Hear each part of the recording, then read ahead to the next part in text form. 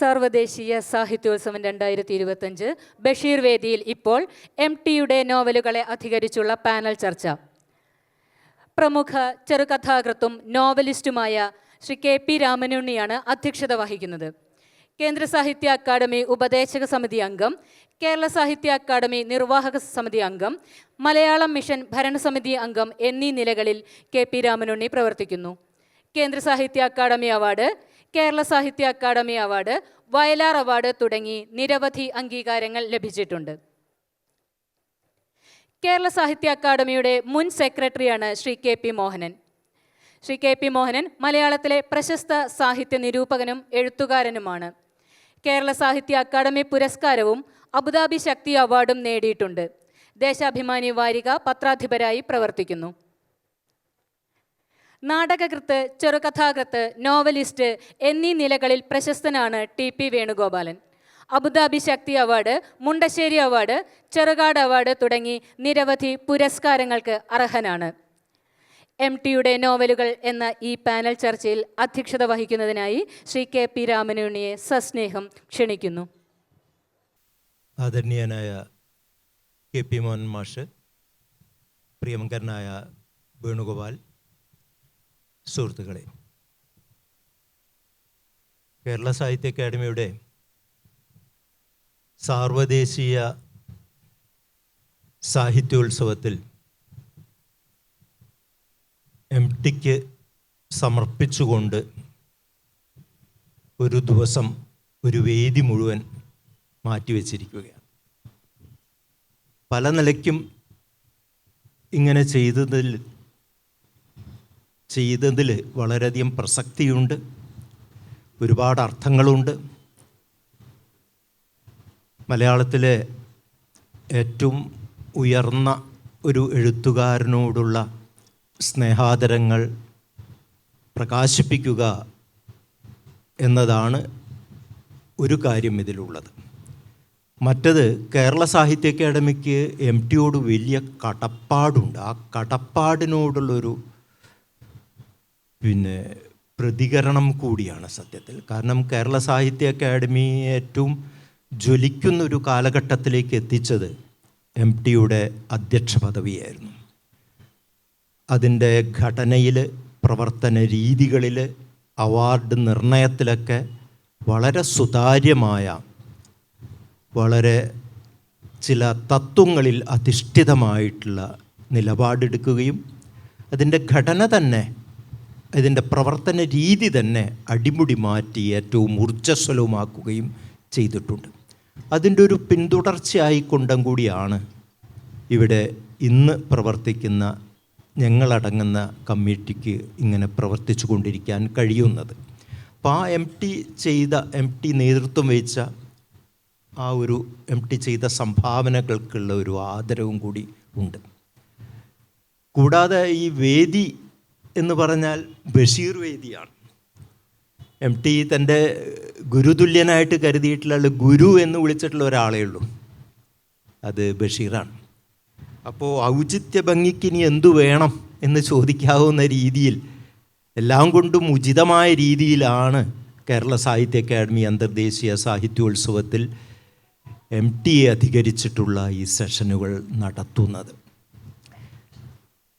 ഇതിൽ MTയുടെ കൃതികളെപ്പറ്റി ഏറ്റവും ഗഹനമായി പഠിച്ചിട്ടുള്ള, മനസ്സിലാക്കിയിട്ടുള്ള KP മോഹനൻ മാഷുണ്ട്. എനിക്കൊക്കെ ശേഷമുള്ള തലമുറയിലെ പ്രഗത്ഭനായ കഥാകാരനായിട്ടുള്ള വേണുഗോപാൽ എങ്ങനെ MTയെ കാണുന്നു, ഇതെല്ലാം നമുക്ക് ഈ സെഷനിൽ വ്യക്തമാക്കപ്പെടാൻ പോകുന്ന കാര്യങ്ങളാണ്. MTയുടെ നോവലുകൾ എന്നതാണ് ഇതിലെ വിഷയമായിട്ട് നൽകിയിട്ടുള്ളത്. വളരെ വലിയൊരു വിഷയമാണ്, ശരിക്കും സമഗ്രമായിട്ടുള്ളൊരു വിഷയമാണ്. 1.5 മണിക്കൂറുണ്ട്. ബഷീർ മാഷ് ഇല്ലാത്തതുകൊണ്ട് കുറച്ചും കൂടി അധികം ഞങ്ങൾക്ക് സമയം കിട്ടും. എന്നാൽ തന്നെ MTയുടെ നോവലുകളെ പൂർണ്ണമായിട്ട് പരിചരിക്കാനോ അതിൻ്റെ അകത്തുള്ള അർത്ഥതലങ്ങളെയും എല്ലാം സമീപിക്കാനോ നമുക്ക് 1.5 മണിക്കൂർ കൊണ്ടൊന്നും കഴിയുകയില്ല. നമുക്കറിയുന്ന കാര്യമാണത്.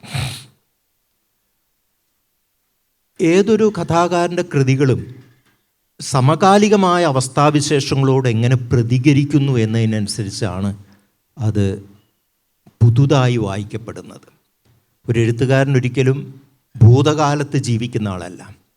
വർത്തമാനകാലത്ത് ജീവിച്ചിരിക്കുമ്പോൾ മാത്രമേ എഴുത്തുകാരനും കൃതികൾക്കും പ്രസക്തിയുള്ളൂ. വർത്തമാനകാലത്തും പ്രവർത്തിച്ചു കൊണ്ടിരിക്കണം ഒരു എഴുത്തുകാരൻ്റെ കൃതികൾ. തീർച്ചയായിട്ടും എം.ടിയുടെ കൃതികൾ വർത്തമാനകാലത്ത് പ്രവർത്തിക്കുന്ന കൃതികളാണ്, നിർജീവമായി ഭൂതകാലത്തിൻ്റെ ഒരു ഉൽപ്പന്നം മാത്രമല്ല. അപ്പോൾ ഞാനിതിൽ വർത്തമാനകാല പ്രസക്തമായിട്ടുള്ള എം.ടിയുടെ നോവലുകളുടെ ഒരു ഭാഗം ഉയർത്തിപ്പിടിക്കാമെന്ന് ആലോചിക്കുന്നു. എം.ടിയുടെ നോവലുകളിലെ ജനാധിപത്യ മൂല്യങ്ങൾ എന്നാണ് ഞാൻ ഇവിടെ ഊന്നാൻ ഉദ്ദേശിക്കുന്ന വിഷയം. The essence of democracy in MT's novels. ജനാധിപത്യത്തിൻ്റെ ചില മൂല്യങ്ങൾ എം.ടിയുടെ കൃതികളിലുണ്ട്. ഇന്നത് ഏറ്റവും പ്രസക്തമാവാൻ കാരണം ലോകത്ത് 195 രാജ്യങ്ങളാണുള്ളത് യുണൈറ്റഡ് നേഷൻസിൻ്റെ കണക്ക് പ്രകാരം. അതിൽ ഏറ്റവും അധികം ജനസംഖ്യ അടങ്ങുന്ന രാജ്യങ്ങളും പ്രദേശങ്ങളും കൂട്ടുകയാണെങ്കിലും ഡെമോക്രാറ്റിക് ആയിട്ടുള്ളതാണ് കൂടുതലുള്ളത്. ടോട്ടലിറ്റേറിയൻ ആയിട്ടുള്ള രാജ്യങ്ങളുണ്ട്. അതിൽ തന്നെ ഫുൾ ഡെമോക്രസിയും ഫ്ലോഡ് ഡെമോക്രസിയുമുണ്ട്. പൂർണ്ണമായിട്ടുള്ള ജനാധിപത്യം അനുവദിക്കുന്ന രാജ്യങ്ങളുണ്ട്. ചില ഫ്ലോസ്, ചില പിഴവുകളുള്ള ജനാധിപത്യ രാജ്യങ്ങളായിട്ടും തിരിച്ചിട്ടുണ്ട് യുണൈറ്റഡ് നേഷൻസ്. നമ്മുടെ രാജ്യം ഫുൾ ഡെമോക്രസി, ലോകത്തെ ഏറ്റവും വലിയ ജനാധിപത്യ രാജ്യമായിട്ട് അംഗീകരിക്കപ്പെട്ടിട്ടില്ലെങ്കിലും അത് എത്രത്തോളം ഫോൾട്ടിയാണ്, ഫ്ലോസ് അതിൽ വരുന്നുണ്ട് നമുക്കറിയാം. അപ്പോൾ ലോകവ്യാപകമായിട്ട് തന്നെ ജനാധിപത്യത്തിന് വരുന്ന മൂല്യച്യുതി ഇന്ന് വലിയൊരു പ്രശ്നമായിട്ട് മാറിയിരിക്കുക. ജനാധിപത്യം എന്ന് പറഞ്ഞാൽ അതിൻ്റെ എല്ലാ എസൻസും നഷ്ടപ്പെടുന്ന രീതിയിലാണ് ഭരണകൂടങ്ങൾ ജനാധിപത്യ രാജ്യത്ത് തന്നെ പെരുമാറിക്കൊണ്ടിരിക്കുന്നത്. അപ്പോൾ അതുകൊണ്ട് ജനാധിപത്യ മൂല്യങ്ങൾക്ക് വലിയ പ്രാധാന്യമുണ്ട്. എം.ടിയുടെ നോവലുകളിൽ ജനാധിപത്യ മൂല്യങ്ങൾ എങ്ങനെ പ്രവർത്തനക്ഷമമാകുന്നു എന്നത് നമുക്കൊന്ന് ആലോചിക്കാം. ജനാധിപത്യത്തിൻ്റെ അടിസ്ഥാനപരമായിട്ടുള്ള 2 പരിഗണനകളായിട്ടുള്ളത്, ഒന്ന് കൺസേൺ ഫോർ ദി അതാണ്, അപരനോടുള്ള പരിഗണന ഉണ്ടാവുക എന്നുള്ളതാണ്. മറ്റുള്ളവരെ മനസ്സിലാക്കാൻ പറ്റുക, എനിക്കുള്ള സ്വാതന്ത്ര്യം പോലെ തന്നെ മറ്റുള്ളവനും സ്വാതന്ത്ര്യം ഉണ്ടാവണം എന്ന് മനസ്സിലാക്കുക. ഇങ്ങനെ കൺസേൺ ഫോർ ദി അതർ, മറ്റുള്ളവരോടുള്ള പരിഗണനയാണ് ഒരു അടിസ്ഥാന തത്വം. പിന്നെ റൈറ്റ് ടു ബി ഡിഫറെൻ്റ് ആണ്. ഓരോരുത്തർക്കും അവരവരായി നിൽക്കാനുള്ള സ്വാതന്ത്ര്യം അല്ലെങ്കിൽ അവകാശമുണ്ടാകണം എന്നുള്ളതാണ്. എല്ലാവരും ഒരേ മാതിരി ആകുന്നതല്ല ജനാധിപത്യം എന്ന് പറഞ്ഞാൽ. എല്ലാവരും ഒരേ മാതിരി ആയിട്ടുള്ളൊരു രാജ്യ വ്യവസ്ഥിതി അല്ല സത്യത്തിൽ ജനാധിപത്യം എന്ന് പറയുന്നത്. അപ്പോൾ ഈ പരിഗണന എന്ന് പറഞ്ഞിട്ടുണ്ടെങ്കിൽ എങ്ങനെയുള്ള പരിഗണന? ജനാധിപത്യം എന്ന് പറഞ്ഞാൽ ഒരു ഭൂരിപക്ഷത്തിൻ്റെ സ്വേച്ഛാധിപത്യമല്ല, മെജോറിറ്റേറിയനിസം അല്ല. ജനാധിപത്യത്തിൽ ഏറ്റവും ന്യൂനപക്ഷങ്ങൾക്കും പാർശ്വവൽകൃതരായവർക്കും ഒക്കെ കൂടുതൽ പ്രാധാന്യം കിട്ടുകയും അവരുടെ സ്വാതന്ത്ര്യവും അവകാശവും സംരക്ഷിക്കപ്പെടുന്ന സമയത്താണ് ജനാധിപത്യം മാറുന്നുള്ളൂ. അപ്പോൾ അങ്ങനെ ആരോടാണ് കൺസേൺ? എല്ലാവരോടും കൺസേണുള്ള പ്രകാരം തന്നെ അതിൽ ബുദ്ധിമുട്ടുന്നവരും പാവപ്പെട്ടവരോടുമുള്ള പരിഗണന കൂടുതലായിട്ട് വരണം എന്നതാണ് ജനാധിപത്യ തത്വത്തിൻ്റെ അടിസ്ഥാനപരമായിട്ടുള്ള കാര്യം.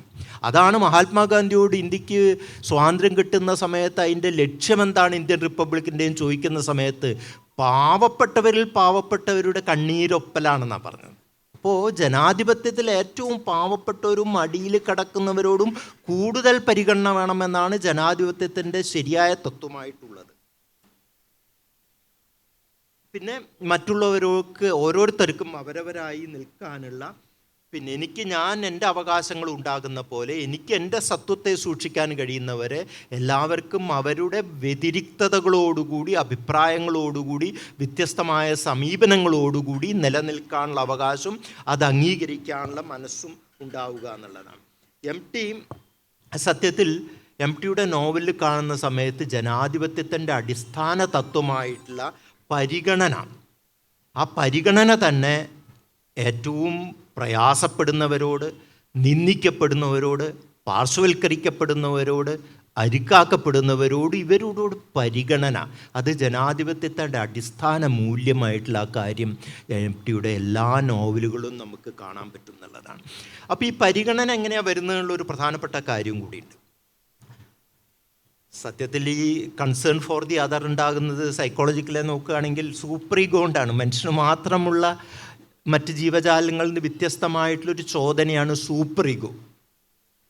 To be in others shoes, മറ്റുള്ളവരുടെ ഭാഗത്ത് നിന്ന് ചിന്തിക്കാൻ പറ്റും, മറ്റുള്ളവനായിട്ട് തന്മയീഭവിച്ചിട്ട് ആ അനുഭവങ്ങൾ സ്വാംശീകരിക്കാനുള്ള കഴിവിനെയാണ് സൂപ്പർ ഈഗോ. ഇത് മറ്റ് ജീവജാലങ്ങൾക്കൊന്നും ഇല്ലാത്തതാണ് ഈ സൂപ്പർ ഈഗോ. അതിൽ നിന്നാണ് ഈ കൺസേൺ ഫോർ ദി അതർ ഉണ്ടാകുന്നത് തന്നെ. രണ്ട് തരത്തിൽ ഈ സൂപ്പർ ഈഗോ പ്രവർത്തിക്കും. ഒന്ന്, ഞാൻ കുട്ടിക്കാലത്ത് വളരെ ദാരിദ്ര്യം അനുഭവിച്ചിട്ടുള്ള ആളാണെങ്കിൽ, ഞാൻ വലുതായി അത്യാവശ്യം കഴിവൊക്കെ ഉള്ള അവസ്ഥയിലെത്തിയാൽ ദാരിദ്ര്യം അനുഭവിക്കുന്നവരോട് എനിക്ക് പരിഗണന ഉണ്ടാവും. കാരണം എനിക്ക് പെട്ടെന്ന് അത് ഐഡൻറ്റിഫൈ ചെയ്യാൻ പറ്റും എന്നുള്ളതാണ്, അവരുടെ വിഷമങ്ങളും എൻ്റെ വിഷമങ്ങളുമായിട്ട്. അതൊരു സാധാരണ രീതിയിലുള്ള സൂപ്പർ ഈഗോ. ഇന്നിപ്പോൾ സയൻസ് കൂടുതൽ പോയിട്ട് ഇതിൻ്റെ ഓരോന്നിൻ്റെ സ്ഥാനം വരെ മസ്തിഷ്കത്തിൽ നിർണ്ണയിക്കപ്പെട്ടിട്ടുണ്ട് എന്നുള്ള തമാശ. പ്രീഫ്രണ്ടൽ ലോബിൻ്റെ ചില ഭാഗങ്ങളാണ് സൂപ്പർ ഈഗോ കുടികൊള്ളുന്നതെന്നാണ് പറയുന്നത്. അവിടെ എന്തെങ്കിലും ഡാമേജ് ഒക്കെ പറ്റി കഴിഞ്ഞില്ലെങ്കിൽ മറ്റുള്ളവരോടുള്ള പരിഗണന ഇല്ലാതെ പോകുന്നതാണ് പറയാം. പിന്നെ അങ്ങനെയും കൂടിയും ഒരു ഫിസിയോളജിക്കലായിട്ടുള്ളൊരു അടിസ്ഥാനവും കൂടിയും അതിൻ്റെ അകത്തുണ്ട്. അതുപോലെ തന്നെ ഈ സൂപ്പർ ഈഗോന് ഒരു ഉയർന്ന തലമുള്ളത് എന്താ വെച്ചാൽ, എനിക്ക് ദാരിദ്ര്യമൊന്നുമില്ലാതെ ഞാൻ സമ്പന്നമായിട്ട് ജീവിച്ച ആളാണെങ്കിലും പാവപ്പെട്ടവരോട് ഐഡൻറ്റിഫൈ ചെയ്യാൻ പറ്റുക. അതിൽ ഇമാജിനേഷൻ്റെ പ്രശ്നമുണ്ട്. ഇമാജിനേഷനും കൂടി ഉള്ളവർക്കാണ് സ്വയം ദാരിദ്ര്യം അനുഭവിച്ചിട്ടില്ലെങ്കിലും സമ്പന്നതയിലാണ് ജീവിക്കുന്നെങ്കിലും മറ്റുള്ളവരോടുമായി തന്മയിപ്പിക്കാൻ പറ്റുന്നത്. അപ്പോൾ എംടിയുടെ കാര്യത്തിൽ ഒരുതരം സൂപ്പർ ഈഗോ ആണ് പ്രവർത്തിച്ചിട്ടുള്ളതെന്ന് കാണാൻ പറ്റും. കാരണം എംടിയുടെ വീട്ടുകാരൊക്കെ പലപ്പോഴും പറയുന്നൊരു കാര്യം, എംടിക്ക് ഈ നാലുകെട്ടിൽ ഈ കഥാപാത്രങ്ങൾക്ക് അനുഭവിക്കേണ്ട ദുരിതമൊന്നും മൂപ്പർ അനുഭവിച്ചിട്ടുള്ള ആളല്ല. കുട്ടിക്കാലത്ത് അപ്പുണ്ണിയുടെ വിഷമമോ ഗോവിന്ദൻകുട്ടിയുടെ വിഷമമോ സേതുവിൻ്റെ പ്രശ്നങ്ങളൊന്നും എംടിക്ക് ഉണ്ടായിട്ടില്ല. പക്ഷേ എംടി തൻ്റെ സഹജീവികളുടെ ഈ പ്രശ്നങ്ങൾ സ്വാംശീകരിച്ചെടുത്തുകൊണ്ടുള്ള ഒരു സൂപ്പറായിട്ടുള്ള സൂപ്പർ ഈഗോയിലേക്ക് പ്രവർത്തിക്കാൻ പറ്റുന്നു. ഇത് ഇന്നത്തെ ജനാധിപത്യ മൂല്യങ്ങൾക്ക് വേണ്ട ഒരു അടിസ്ഥാനപരമായിട്ടുള്ള സ്വഭാവമായിട്ട് നമുക്ക് കാണാൻ പറ്റും. ഇപ്പോൾ ഓരോന്നിലും നമുക്ക് നോക്കുന്ന സമയത്ത്, അദ്ദേഹത്തിൻ്റെ നോവലുകൾ വരുന്ന സമയത്ത്, ഇപ്പം നാലുകെട്ടിൽ അപ്പുണ്ണി എന്ന് പറഞ്ഞിട്ടുണ്ടെങ്കിൽ, അപ്പുണ്ണിയുടെ അമ്മ എന്താ സ്നേഹിച്ച ആളുടെ കൂടെ ഇറങ്ങിപ്പോയതിൻ്റെ പേരിൽ തറവാട്ടിൽ നിന്ന് അടിച്ച് പുറത്താക്കപ്പെട്ടു. അങ്ങനെ അച്ഛനില്ലാത്ത കുട്ടിയായിട്ട് തറവാട്ട് പോയ സമയത്ത് ആട്ടും തുപ്പും കേൾക്കേണ്ടി വരുന്ന, ആത്മനിന്ദയോടുകൂടി ജീവിക്കേണ്ടി വരുന്ന ആൾ, സ്വന്തം അച്ഛൻ്റെ ഘാതകൻ എന്ന് വിശ്വസിക്കപ്പെടുന്ന സൈതാലിക്കുട്ടീനെ ഉള്ള പകയോടുകൂടി ജീവിക്കുന്ന ആൾ. ഇങ്ങനെയുള്ള അപ്പുണ്ണിയുടെ എല്ലാ മാനസിക ഭാവങ്ങളും എംടി സ്വാംശീകരിച്ചിട്ട് അയാളോടുള്ള പരിഗണനയോട് കൂടിയിട്ടാണ്, ആ വ്യക്തിയുടെ പരിഗണനയാണ്. അപ്പുണ്ണിക്ക് പകണ്ടെങ്കിൽ പകണ്ടായിക്കോട്ടെ, അത് പകണ്ടാവേണ്ട അവസ്ഥാവിശേഷത്തിൽ കൂടെ അപ്പുണ്ണിയെ അയക്കുന്നത്. അപ്പുണ്ണിയുടെ മുകളിൽ എംടിയുടെ ആദർശങ്ങളൊന്നും അടിച്ചേൽപ്പിക്കുന്നില്ല. ആ കഥാപാത്രത്തിനെ സ്വതന്ത്രമായിട്ട് വിടുകയാണ് ചെയ്യുന്നത്. ആ കഥാപാത്രം, അതാണ് എംടിയുടെ കഥാപാത്രങ്ങളായിട്ട് ജനങ്ങൾ ഇത്ര ഐഡൻറ്റിഫൈ ചെയ്യാൻ കാരണം. അതിൻ്റെ മുകളിൽ എംടി എന്ന എഴുത്തുകാരൻ്റെ കൈക്രിയയില്ല എന്നുള്ളതാണ്. യാതൊരു തര സമ്മർദ്ദങ്ങളുമില്ല. ഈ കഥാപാത്രങ്ങളെ മോൾഡ് ചെയ്യാൻ വേണ്ടി എംടി ശ്രമിക്കുന്നില്ല. എംടിയുടെ പ്രതിബദ്ധത ഒരു ആദർശാത്മകതയെക്കാട്ടിലും കൂടുതലായിട്ട്, താത്വികമായിട്ടുള്ള പ്രതിബദ്ധതയേക്കാൾ കൂടുതൽ, പ്രത്യയശാസ്ത്രപരമായ പ്രതിബദ്ധതയേക്കാൾ കൂടുതൽ ജീവിതത്തിനോടുള്ള പ്രതിബദ്ധത. ഡെമോക്രസിയിലും വേണ്ടത് എന്തെങ്കിലും തത്വശാസ്ത്രങ്ങളെക്കാട്ടിലും ജനങ്ങളുടെ ജീവിതത്തിനോട് പ്രതിബദ്ധമാണ്. അതാണ് എംടിയുള്ള ബേസിക്കായിട്ടുള്ളൊരു ഡെമോക്രാറ്റിക് വാല്യൂ. അതാണ് എംടിനെ കാണുന്ന സമയത്ത് മൂപ്പര് തീരെ ജനാധിപത്യവാദിയൊന്നുമെല്ലാം തോന്നും. ഭയങ്കര ഗൗരവത്തിൽ ഇങ്ങനെ ഇരിക്കുക, അധികം ആൾക്കാരുമായിട്ട് ഇടപെടാതിരിക്കുകയൊക്കെ കാണുമ്പോൾ ഇദ്ദേഹത്തിന് കൺസേൺ ഫോർ ദി അതർ ഇല്ലേ എന്ന് നമുക്ക് തോന്നിപ്പോവും. പക്ഷേ ഏറ്റവും അധികം കൺസേൺ ഫോർ ദി അതർ ഉള്ളത് കൊണ്ടാണ് അദ്ദേഹം അങ്ങനെ പെരുമാറുന്നതെന്ന് വ്യക്തിയിലും.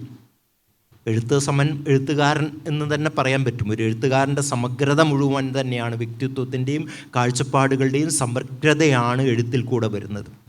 അങ്ങനെ ആ പുണ്ണിക്ക് ആദ്യം സൈതാലിക്കുട്ടിയോടായിരുന്നു പക, പിന്നെ അമ്മ ശങ്കരനാരായിട്ട് വീണ്ടും എടുക്കുമ്പോൾ സീതാലിക്കുട്ടിയോടുള്ള പക അമ്മയോടായി മാറി.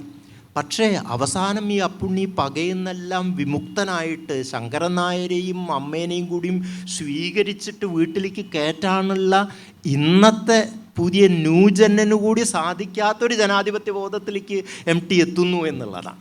അപ്പോൾ ആ കഥാപാത്രത്തിൻ്റെ പകയിൽ കൂടെയൊക്കെ പോയിക്കൊണ്ട് അയാൾക്ക് ജീവിക്കാൻ അനുവദിച്ചുകൊണ്ട് അയാളെ സ്വയം അപ്പുണ്ണിയെ കൊണ്ട് അപ്പുണ്ണിനെ തന്നെ തിരുത്തുന്നത്, ഭീമനെ കൊണ്ട് ഭീമനെ തിരുത്തുന്നു, കൃഷ്ണനെ കൊണ്ട് കൃഷ്ണനെ തിരുത്തുന്നു എന്ന് പറഞ്ഞ മാതിരി സ്വയം ഉള്ളൊരു വിമോചനത്തിലേക്ക് പിന്നെ MT കഥാപാത്രങ്ങളെ എത്തിക്കുന്നു. ഇതാണ് MTയുടെ ഓരോ നോവലുകളും നമുക്ക് എടുത്തു നോക്കുകയാണെങ്കിൽ ഈ വ്യത്യാസം നമുക്ക് കാണാൻ പറ്റും. പിന്നെ കാലത്തിലെ സരസ്വരത്തിലെ ഗോവിന്ദൻകുട്ടിയാണെങ്കിലും ഗോവിന്ദൻകുട്ടീനെ ആദ്യം തന്നെ പിന്നെ കോളറ വരുമ്പോൾ രക്ഷിക്കുന്ന ആദർശശാലിയാക്കിയിട്ടല്ല മാറ്റുന്നത്. അദ്ദേഹത്തിൻ്റെ ജീവിതത്തിൻ്റെ ആ കാലം നൽകിയിട്ടുള്ള എല്ലാ പ്രതിസന്ധികളും, അളിയനാൽ ചതിക്കപ്പെട്ടു, വലിയ മോഹത്തോടു കൂടി കല്യാണം കഴിച്ചപ്പോൾ അത് ഗർഭവതിയാണെന്ന് മനസ്സിലായി, മറ്റൊരാളെ ഭാരം തലയിൽ കയറ്റിവെച്ചാന്ന് മനസ്സിലായി. ഇങ്ങനെ വൈരം തീർക്കാൻ വേണ്ടി സ്വന്തം സമുദായത്തിൻ്റെ വൃത്തികേടുകളോട് പക തീർക്കാൻ വേണ്ടി മതം മാറി.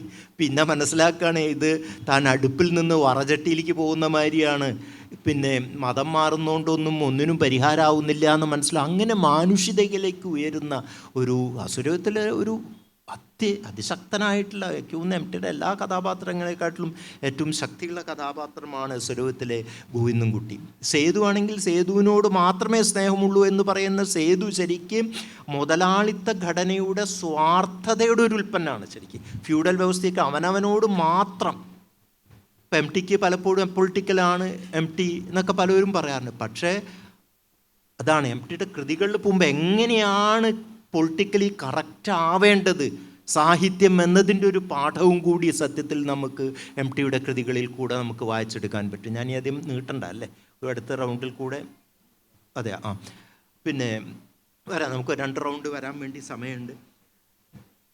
അപ്പോൾ കാലത്തിലെ സേതു സത്യത്തിൽ നമുക്കറിയാം നാലുകെട്ടിലെയും അസുരത്തിൻ്റെയും തുടർച്ചയായിട്ടാണ് വരുന്നത്. പിന്നെ കവിതയുടെ സൗന്ദര്യത്തോടു കൂടി എഴുതപ്പെട്ടിട്ടുള്ള നോവലാണ്. പിന്നെ അതിൽ മാധവമാമനെ എപ്പോഴും പിന്താങ്ങി അടക്കുന്ന നാലുകെട്ടിലെ തൻ്റെ അമ്മ, പിന്നെ എല്ലാവരെയും ശപിച്ചുകൊണ്ട് നടക്കുന്ന ചെറിയമ്മ, അതിന് എവിടെയെങ്കിലും രക്ഷപ്പെട്ടു പോവുക, ഇതൊക്കെ വിട്ടു പോകണമെന്ന് മാത്രമാണ് സേതുവിന് ആഗ്രഹമുള്ളത്. സേതുവിന് പിന്നെ തൻ്റെ മുന്നിൽ വന്നിട്ടുള്ള സ്ത്രീകളോടൊക്കെ പ്രണയത്തെക്കാൾ കൂടുതൽ കാമുണ്ടായിരുന്നത്. സുമിത്രേനെ, തങ്കമണീനെ, ഒടുക്കം പിന്നെ മറ്റേ ശ്രീനിവാസ മുതലാളുടെ ഭാര്യനെ, ഇങ്ങനെ പല ഇന്നത്തെ ഒരു മുതലാളിത്ത സമൂഹത്തിൻ്റെ പുരുഷാധിപത്യത്തിൻ്റെ എല്ലാ പ്രശ്നങ്ങളും സ്വാർത്ഥതയെ നിൻ്റെ കണി കണ്ട രൂപമാണോ നീ എന്ന് പിന്നെ സേതുവിനോട് ചോദിക്കുന്നുണ്ട് സുഹൃത്തായിട്ടുള്ള കൃഷ്ണൻകുട്ടി. കാരണം ആ കാലത്തിൻ്റെ ഇരയാണ്. ആ കാലത്തിൽ ഉള്ള സേതുവിന് അങ്ങനെ പ്രവർത്തിക്കാൻ പറ്റുള്ളൂ. പക്ഷെ അവസാനം സേതുവിൽ ട്രാൻസ്ഫോർമേഷൻ വരികയാണ്. ഇതിൽ നിന്നെല്ലാം സേതുവിന് അവസാനം പശ്ചാത്താപവും നിരാശയും വരുന്ന സേതുവിലാണ് ആ പരിണാമം വരുന്നത്. അല്ലാതെ മറ്റ് പിന്നെ പലപ്പോഴും നവോത്ഥാന കാല എഴുത്തുകാരൊക്കെ പറയുന്ന സമയത്ത് അവരെല്ലാം ഇത് കമ്പയർ ചെയ്യുമ്പോൾ ഒരു തരത്തിൽ കഥാപാത്രങ്ങളിൽ സമ്മർദ്ദം ചെലുത്തിയവരായിരുന്നു നമുക്ക് തോന്നാൻ പറ്റും. ആരെയും വലുതാക്കിയും ചേർത്ത ഓരോ കാലത്തിൻ്റെയാണ്. ഇപ്പം മാർത്താണ്ഡവർമ്മയിൽ പിന്നെ CV രാമപിള്ള ആവിഷ്കരിച്ചിട്ടുള്ള മാർത്താണ്ഡവർമ്മ രാജാവ് ഇങ്ങോട്ട് രണ്ടാമത് ജീവിച്ചു വരികയാണെങ്കിൽ അയ്യോ ഞാനല്ലട്ടോ ഇതിന് ഞാൻ നിൽക്കില്ല എന്ന് പറയും മൂപ്പര്. കാരണം അങ്ങനെ ഒരു ഫിലോസഫർ കിങ് ഒന്നും ആയിരുന്നില്ല. അദ്ദേഹത്തിൻ്റെ പൊളിറ്റിക്കൽ മിഷനായിരുന്നു ഫിലോസഫർ കിങ് ആയിട്ടുള്ള. പിന്നെ മാർത്താണ്ഡവർമ്മ രാജാവ് ചരിത്രത്തിൽ എല്ലാ രാജാക്കന്മാരുമാരി എല്ലാ തോന്നിയാസും കാട്ടുകയും മറ്റുള്ളവരെ ഉപദ്രവിക്കുകയൊക്കെ ചെയ്തിട്ടുള്ള ആളാണ്. പക്ഷേ ഫിലോസഫർ കിങ് ആയിട്ടുള്ള മാർത്താണ്ഡവർമ്മയെ അവതരിപ്പിക്കാൻ കാരണം ബ്രിട്ടീഷുകാരോട് ആ ദൗത്യത്തിന് വേണ്ടിയിട്ട് ആ കഥാപാത്രങ്ങളുടെ മുകളിൽ തന്നെ ഒരു അധികാര ഭാഷണം ഇവരൊക്കെ നടത്തിയിട്ടുണ്ട്. പിന്നെ ഇന്ദുലേഖയിൽ അന്ന് അങ്ങനെ ഇന്ദുലേഖ മാതിരി ഒരു സ്ത്രീ ജീവിച്ചിരിക്കുന്നില്ല. രണ്ടിടങ്ങഴിയിലൊക്കെയാണ് ഈ കോരനും ചാത്തനൊക്കെ ആദർശാത്മകമായിട്ടാണ്. കേശവദേവിൻ്റെ ഓടയിൽ നിന്നലാണെങ്കിൽ പപ്പു, അങ്ങനെ ഒരു പപ്പുവിന് ജീവിക്കാൻ പറ്റില്ല. അങ്ങനത്തെ കാലത്ത് ഒരു റിക്ഷക്കാരനെ വിടുവിട്ട് അയ്യോ എനിക്ക് ഈ ജീവിതം പറ്റില്ല കേട്ടോ എന്ന് പറഞ്ഞു എന്ന് വരും. പക്ഷെ അതുകൊണ്ടൊന്നും അവർ എഴുത്തിനെ ഇതാക്കുകയല്ല ചെയ്യുന്നത്. പക്ഷേ എം ടി മറ്റൊരു വഴിയായിരുന്നു. ഇതിൻ്റെ ജീവിതം തന്നെയാണെന്ന് ആ കഥാപാത്രങ്ങളും പറയുന്നു. അവർക്ക് the right to be different, അവർക്ക് അവരെ സത്വം നിർണ്ണയിക്കാനുള്ള ആ കഥാപാത്രങ്ങളോടുകൂടി ഏറ്റവും കൺസേൺ കൂടി ഡെമോക്രാറ്റിക്കായിട്ട് പെരുമാറുക എന്നൊരു സ്വഭാവം എം ടിയുടെ കൃതികളിൽ നമുക്ക് കാണാൻ പറ്റും. വിമലയിലാണെങ്കിൽ വിമലയും പിന്നെ സുമിത്രയും തമ്മിലുള്ള വ്യത്യാസം, വിമലയ്ക്ക് ഉപേക്ഷിച്ച് പോയിട്ടുള്ള കാമുകൻ എപ്പോഴോ വരും എന്നുള്ളൊരു പ്രതീക്ഷയോടുകൂടി ജീവിക്കാൻ പറ്റുന്ന, അത് ശരിയാണോ തെറ്റാണോ പൊളിറ്റിക്കലി ചോദിച്ചാൽ, പക്ഷെ അങ്ങനെയും ജീവിക്കുന്നവരുണ്ട്. അവരുടെ സ്വത്വം അതാണ്. എം ടിയുടെ പിന്നെ മഞ്ഞ് എന്ന നോവലിനെ പറ്റിയിട്ടിപ്പോൾ പിന്നെ മനോജ് വൈക്കത്തിൻ്റെ ഇവിടെ ഒരു എക്സിബിഷനോടനുബന്ധിച്ച് വളരെ മനോഹരമായിട്ടുള്ള ഒരു ഫോട്ടോ എക്സിബിഷൻ നടക്കുന്നതിൻ്റെ കൂട്ടത്തിൽ ഞാൻ സൂചിപ്പിക്കുകയാണെന്ന് മാത്രം. രണ്ടാം ഊഴത്തിലാണെങ്കിൽ നമുക്ക് ഭീമൻ്റെ കഥാപാത്രം എടുത്തു നോക്കുകയാണെങ്കിൽ തൻ്റെ ഗ്രാമത്തിലുണ്ടായിരുന്ന കുടുംബ ശൈഥല്യത്തേക്കെല്ലാം ഒരു പഴയ കുടുംബം എടുത്തുകൊണ്ട് ഒരിക്കലും എം ടി രണ്ടാമനാക്കപ്പെടുന്നവരെ മുഴുവൻ ആവിഷ്കരിച്ച ആളാണ്. എം ടി ഒരിക്കലും ജീവിതത്തിൽ രണ്ടാമനായിട്ടില്ല എന്നുള്ളത് അതെൻ്റെ തമാശ. എല്ലായിടത്തും വിജയിക്കുക ചെയ്തിട്ടുള്ളൂ. അപ്പോൾ എല്ലായിടത്തും വിജയിച്ചിട്ടുള്ള ഒരാൾക്ക് രണ്ടാമനെ എങ്ങനെ ഇതാക്കാൻ പറ്റും? അതായത് കൺസേൺ ഫോർ ദി അതറിൻ്റെ സൂപ്പർ ഈഗോ ആണ് അവർ പ്രവർത്തിക്കുന്നത്. അല്ലാതെ ഈ രണ്ടാമന്മാരെ എല്ലായിടത്തും വിജയിച്ച ആൾ രണ്ടാമന്മാരുടെ കാര്യം സംസാരിക്കുകയാണ്. സാധാരണ രണ്ടാമന്മാരാക്കപ്പെടുന്നവരാണ് രണ്ടാമന്മാരുടെ കാര്യത്തിനായിട്ട് പെട്ടെന്ന് ഐഡൻറ്റിഫൈ ചെയ്യുക. ഇത് എം ടിയുടെ പിന്നെ കലാപ്രതിഭയുടെ എം ടിക്ക് അത് വലിയ യുദ്ധവും കൂടിയും കാണാതെ യുദ്ധത്തെപ്പറ്റി എഴുതിയ ഒരു എഴുത്തുകാരൻ ആരാ പറഞ്ഞ എം ടിക്ക് വലിയ ആദരവോടുകൂടിയാണ് കാണുന്നത്. എനിക്ക് മറന്നുപോയി ആ പേര്. അദ്ദേഹം ആ എഴുത്തുകാരൻ യുദ്ധം കണ്ടിട്ടില്ല, പക്ഷേ യുദ്ധം കണ്ണിൻ്റെ മുമ്പിൽ കണ്ട മാതിരിയാണ് ആവിഷ്കരിക്കുന്നതുള്ള. അപ്പോൾ ഇമാജിനേഷൻ കൂടി സ്വന്തമായിട്ടുള്ള യഥാർത്ഥമായ ജീവിതത്തെക്കാട്ടിൽ മൂർത്തമായിട്ടുള്ളൊരു ജീവിതത്തെ ഭാവനയിൽ കൂടെ സൃഷ്ടിക്കുക എന്നുള്ള ആ സിദ്ധി, എഴുത്തുകാരൻ്റെ സിദ്ധിയോട് എം ടിക്ക് വലിയ ആദരവുണ്ടായിരുന്നു. മൂപ്പർക്കും ആ സിദ്ധി നല്ലോണം ഉണ്ടായിരുന്നു. ഇത് ഡെമോക്രസിയിൽ വേണ്ട കൺസേൺ ഫോർ ദി അതറിൻ്റെ ഏറ്റവും ഉയർന്ന ഒരു തലമാണ് എന്ന് നമുക്ക് മനസ്സിലാക്കാൻ സാധിക്കും.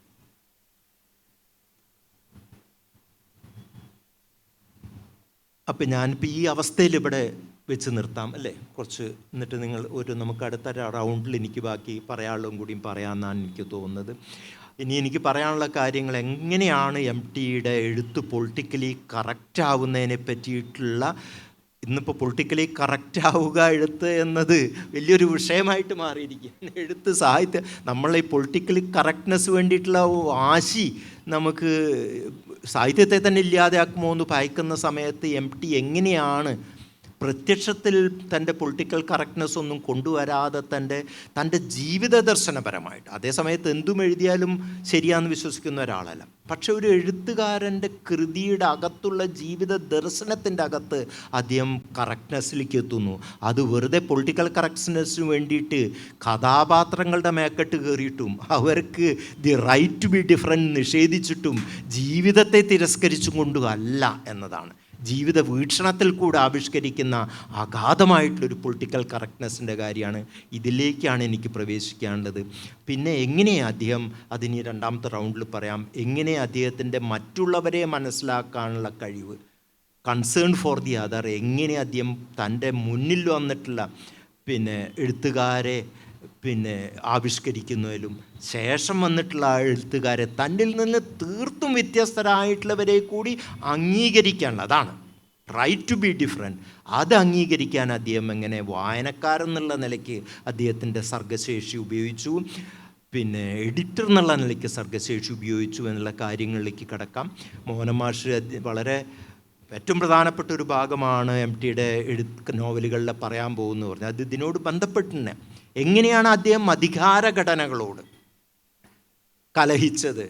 അത് അധികാരം എന്ന് പറഞ്ഞില്ലെങ്കിൽ ഭരണകൂട അധികാരവും സമുദായത്തിൻ്റെ അധികാരവും മാത്രമല്ല, മുഖ്യധാരാ ചിന്തകൾ ഉണ്ടല്ലോ, അതിൻ്റെ അധികാരഘടനയോടുകൂടി എം ടി എങ്ങനെ കലഹിച്ചു എന്ന വിസമ്മതം, ഡിസെൻറ്റ് പ്രൊട്ടസ്റ്റ് നടത്തി എന്നതിനെ പറ്റിയാണ് മോഹനൻ മാഷ് സംസാരിക്കാൻ പോകുന്നതെന്ന് അറിയാം. അപ്പോൾ ഇതെല്ലാം തന്നെ അദ്ദേഹത്തിൻ്റെ കലാപ്രതിഭയുടെ വ്യത്യസ്ത ഭാഗങ്ങളെ സ്പർശിച്ചു പോകുന്നതായിരിക്കും എന്ന് ഞാൻ വിശ്വസിക്കുന്നു.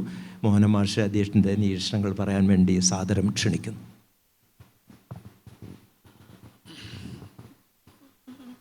സുഹൃത്തുക്കളെ, രാമനുണ്ണി എം ടിയുടെ നോവലുകളുടെ വളരെ പ്രധാനപ്പെട്ട ഒരു വശം, അതായത് അതിലെ ജനാധിപത്യ മൂല്യബോധങ്ങളെക്കുറിച്ചാണ് രാമനുണ്ണി സംസാരിച്ചത്.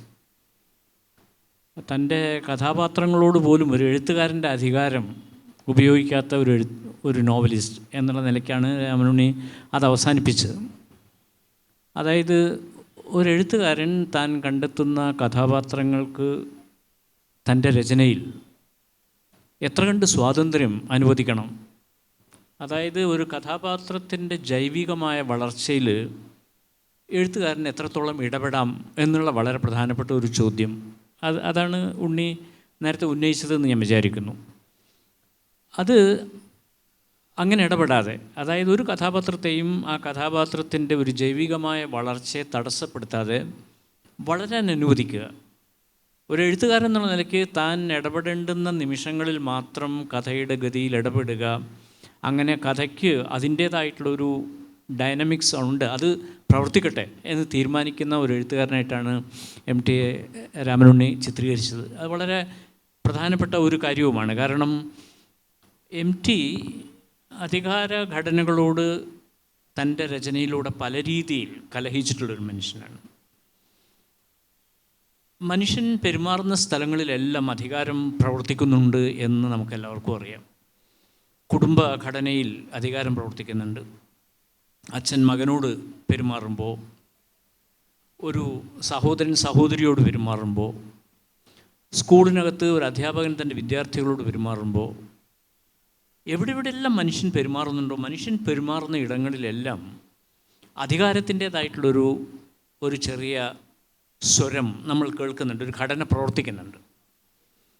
അങ്ങനെ പ്രവർത്തിക്കുന്ന അധികാര ഘടനകളോട് ഓരോ തലങ്ങളിലും, അതിൻ്റെ ഓരോരോ തലങ്ങളിലും അതിനെ കണ്ടെത്തി ആ അധികാര ഘടനയോട് പ്രതിരോധം തീർക്കുക എന്നുള്ള വളരെ പ്രധാനപ്പെട്ട ഒരു ഉത്തരവാദിത്വം MT തൻ്റെ നോവലുകളിലൂടെ നിറവേറ്റി എന്നുള്ളതാണ് എനിക്ക് തോന്നിയിട്ടുള്ളൊരു പ്രധാനപ്പെട്ട കാര്യം. MT ജനിക്കുന്നത് 1933 കാലത്താണല്ലോ, നമുക്കറിയാം. ശരിക്കും പറഞ്ഞ MTയുടെ നോവലുകൾ, MT എപ്പോഴും പറയുന്നൊരു വളരെ പ്രധാനപ്പെട്ട കാര്യമുണ്ട്.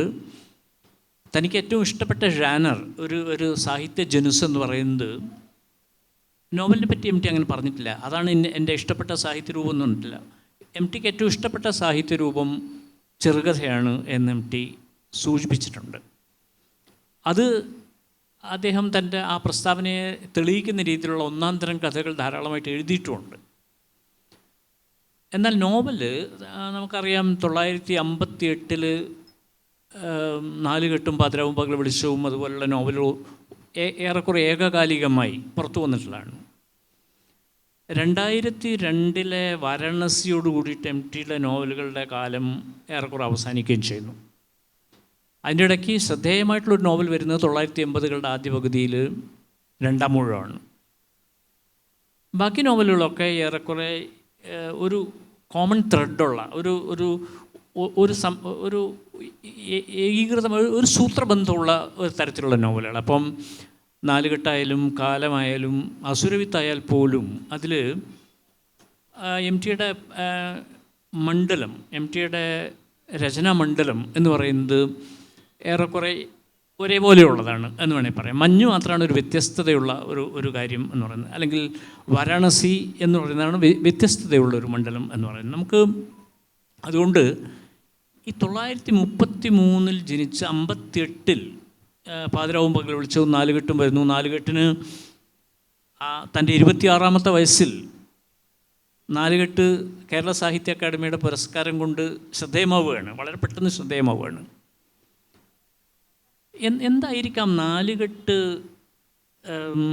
നമ്മുടെ വായനക്കാരെ വളരെ കാര്യമായി ആകർഷിക്കാനുള്ളൊരു കാരണം എന്തായിരിക്കാം? MTയുടെ രചനകൾ നമ്മുടെ വായനക്കാരെ വല്ലാതെ ആകർഷിക്കാനുള്ളൊരു കാരണം എന്തായിരിക്കാം എന്നുള്ള ആ ചോദ്യത്തിനകത്ത് എനിക്ക് തോന്നിയിട്ടുള്ളത്, അത് മലയാളിയായിട്ടുള്ള വായനക്കാരൻ്റെ ഒരു കഴിവിനെയും വലിയൊരു പരിമിതിയെയും ചൂണ്ടിക്കാണിക്കുന്നുണ്ടെന്നാണ് എനിക്ക് MTയുടെ നോവലുകളെക്കുറിച്ചുള്ള ഈ പരാമർശ സന്ദർഭത്തിൽ പറയാനുള്ള ഒരു കാര്യം. വാസ്തവത്തിൽ മലയാളി വായനയ്ക്ക് ഇപ്പോൾ നമുക്കറിയാം എം ടിയുടെ നോവലുകളുടെ സമാന്തരമായിട്ട് നമുക്ക് എടുത്തു കാണിക്കാവുന്ന മറ്റ് എഴുത്തുകാരുണ്ട്. ആനന്ദിൻ്റെ രചനകളുണ്ട്. എനിക്ക് തോന്നുന്ന ആൾക്കൂട്ടം നല്ലപോലെ വായിക്കപ്പെട്ടൊരു പുസ്തകമാണ്. ഒരർത്ഥത്തിൽ ആൾക്കൂട്ടം മാത്രമല്ല, ആനന്ദിൻ്റെ മിക്കവാറും എല്ലാ രചനകളും അധികാരഘടനകളോടുള്ള കലഹം, അല്ലെങ്കിൽ അധികാരഘടനകൾ മനുഷ്യൻ്റെ മേൽ അടിച്ചേൽപ്പിക്കുന്ന വളരെ വലിയ പരാധീനതകൾ, അതിനെ കൈകാര്യം ചെയ്യുന്ന നോവലുകളാണ് ആനന്ദ് എഴുതിയിട്ടുള്ളത്. വീക്കെൻഡ് നോവലുകളുടെ ഒരു ഭാഗത്തുണ്ട്. ഈ നോവലുകളൊക്കെ ഇരിക്കെ തന്നെ എം ടിയുടെ നോവലുകൾ വല്ലാതെ നമുക്കറിയാം മലയാളത്തിൽ വജ്രകുണ്ടലം എന്ന് പറയുന്ന കവിത എഴുതിയിട്ടുള്ള NN കക്കാട്, ഒരു പക്ഷേ മലയാളി വജ്രകുണ്ടലം എന്ന് പറയുന്ന ആ കവിത വെച്ചുകൊണ്ടല്ല മലയാളി NN കക്കാടിനെ പോലുള്ള ഒരു എഴുത്തുകാരനെ വിലയിരുത്തുന്നത്. പലപ്പോഴും മലയാളിയായിട്ടുള്ള കവിത വായനക്കാരൻ NN കക്കാടിനെ പലപ്പോഴും വിലയിരുത്തുന്നത് സഫലമി യാത്ര പോലുള്ള ചില കവിതകൾ വെച്ചുണ്ടാകും.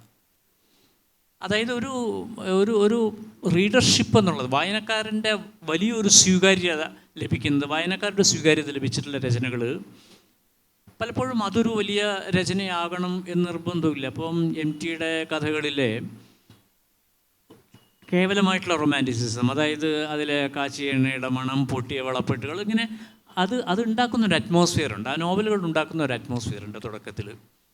ഈ അറ്റ്മോസ്ഫിയറിനോട് മലയാളിക്ക് വല്ലാത്തൊരു പ്രിയം ഒരു കാലത്തുണ്ടായിരുന്നു, ഒരു പക്ഷേ ഇപ്പോഴും ഉണ്ട് എന്ന് നമുക്ക് പലപ്പോഴും തോന്നുന്നുണ്ട്.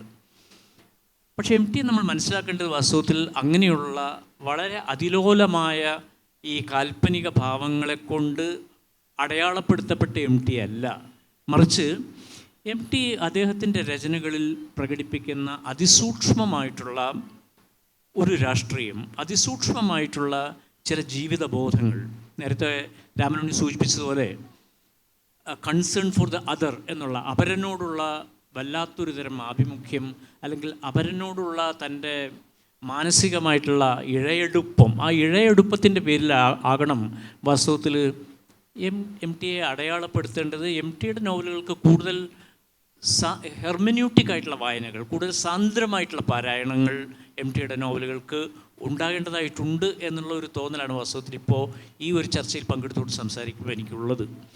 അത് പൂർണ്ണമായ രീതിയിൽ എം ടിയുടെ നോവലുകൾ വിലയിരുത്തപ്പെട്ടിട്ടില്ല. കഥകൾ വിലയിരുത്തപ്പെട്ടതുപോലെ ഇപ്പോൾ കടുകണ്ണാവ്, ശിലാലിഖിതങ്ങൾ, ഷെർലക്ക് പോലെയുള്ള കഥകൾ, ആ കഥകൾ വിലയിരുത്തപ്പെട്ട അത്രയും ആഴത്തിൽ ഒരു പക്ഷേ എം ടിയുടെ നോവലുകൾ വിലയിരുത്തപ്പെട്ടിട്ടില്ല എന്നെനിക്ക് തോന്നുന്നുണ്ട്.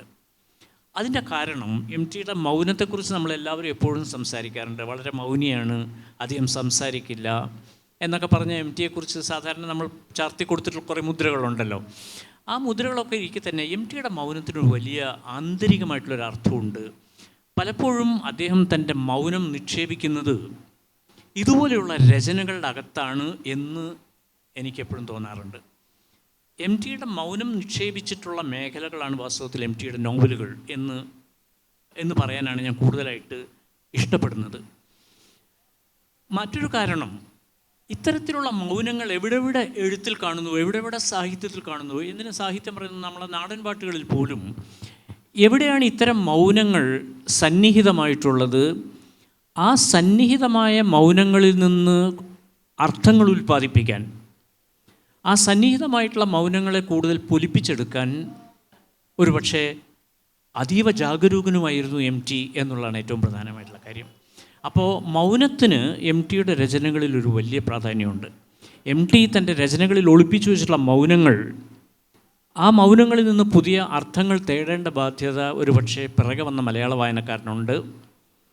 എം ടി പല ഐതിഹാസികം, ഇപ്പം എം ടിയുടെ, ഞാൻ ഇന്നലെ ഇങ്ങോട്ട് പോരുമ്പോൾ ഞാൻ വാസ്തവത്തിൽ എം ടിയുടെ നോവലുകളല്ല ഞാൻ വായിച്ചത്, എം ടി നടത്തിയിട്ടുള്ള അഭിമുഖങ്ങൾ, എം ടി തൻ്റെ വായനയെക്കുറിച്ച് പറഞ്ഞിട്ടുള്ള കാര്യങ്ങൾ, ഇങ്ങനെ ചില കാര്യങ്ങൾ, എം ടിയുടെ ചില പ്രസംഗങ്ങൾ, ഇതൊക്കെയാണ് വാസ്തവത്തിൽ ഞാൻ ഇന്നത്തെ വാസ്തവത്തിൽ ഈ ടോക്കിൻ്റെ പശ്ചാത്തലത്തിൽ ഞാൻ വായിച്ചിട്ടുള്ള പ്രധാനപ്പെട്ട കാര്യങ്ങൾ.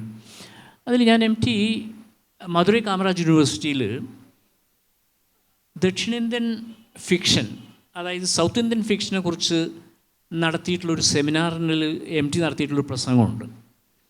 ആ പ്രസംഗത്തിലെ 2 വാക്യങ്ങൾ എന്നെ വല്ലാതെ ആകർഷിച്ചിട്ടുള്ള 2 വാക്യങ്ങളാണ്. ഒന്ന്, MT പറയുന്നു, ഒരു കഥയിലൂടെ, എഴുത്തുകാരൻ്റെ കൈപിടിച്ചൊരു കഥയിലൂടെ നമ്മൾ സഞ്ചരിക്കുമ്പോൾ വായനക്കാരൻ തീർച്ചയായും അവൻ്റെ മനോവിചാരങ്ങളെ പടച്ചട്ടി അണിയിക്കുന്നു എന്നൊരു വാക്ക് ഉപയോഗിക്കുന്നുണ്ട്.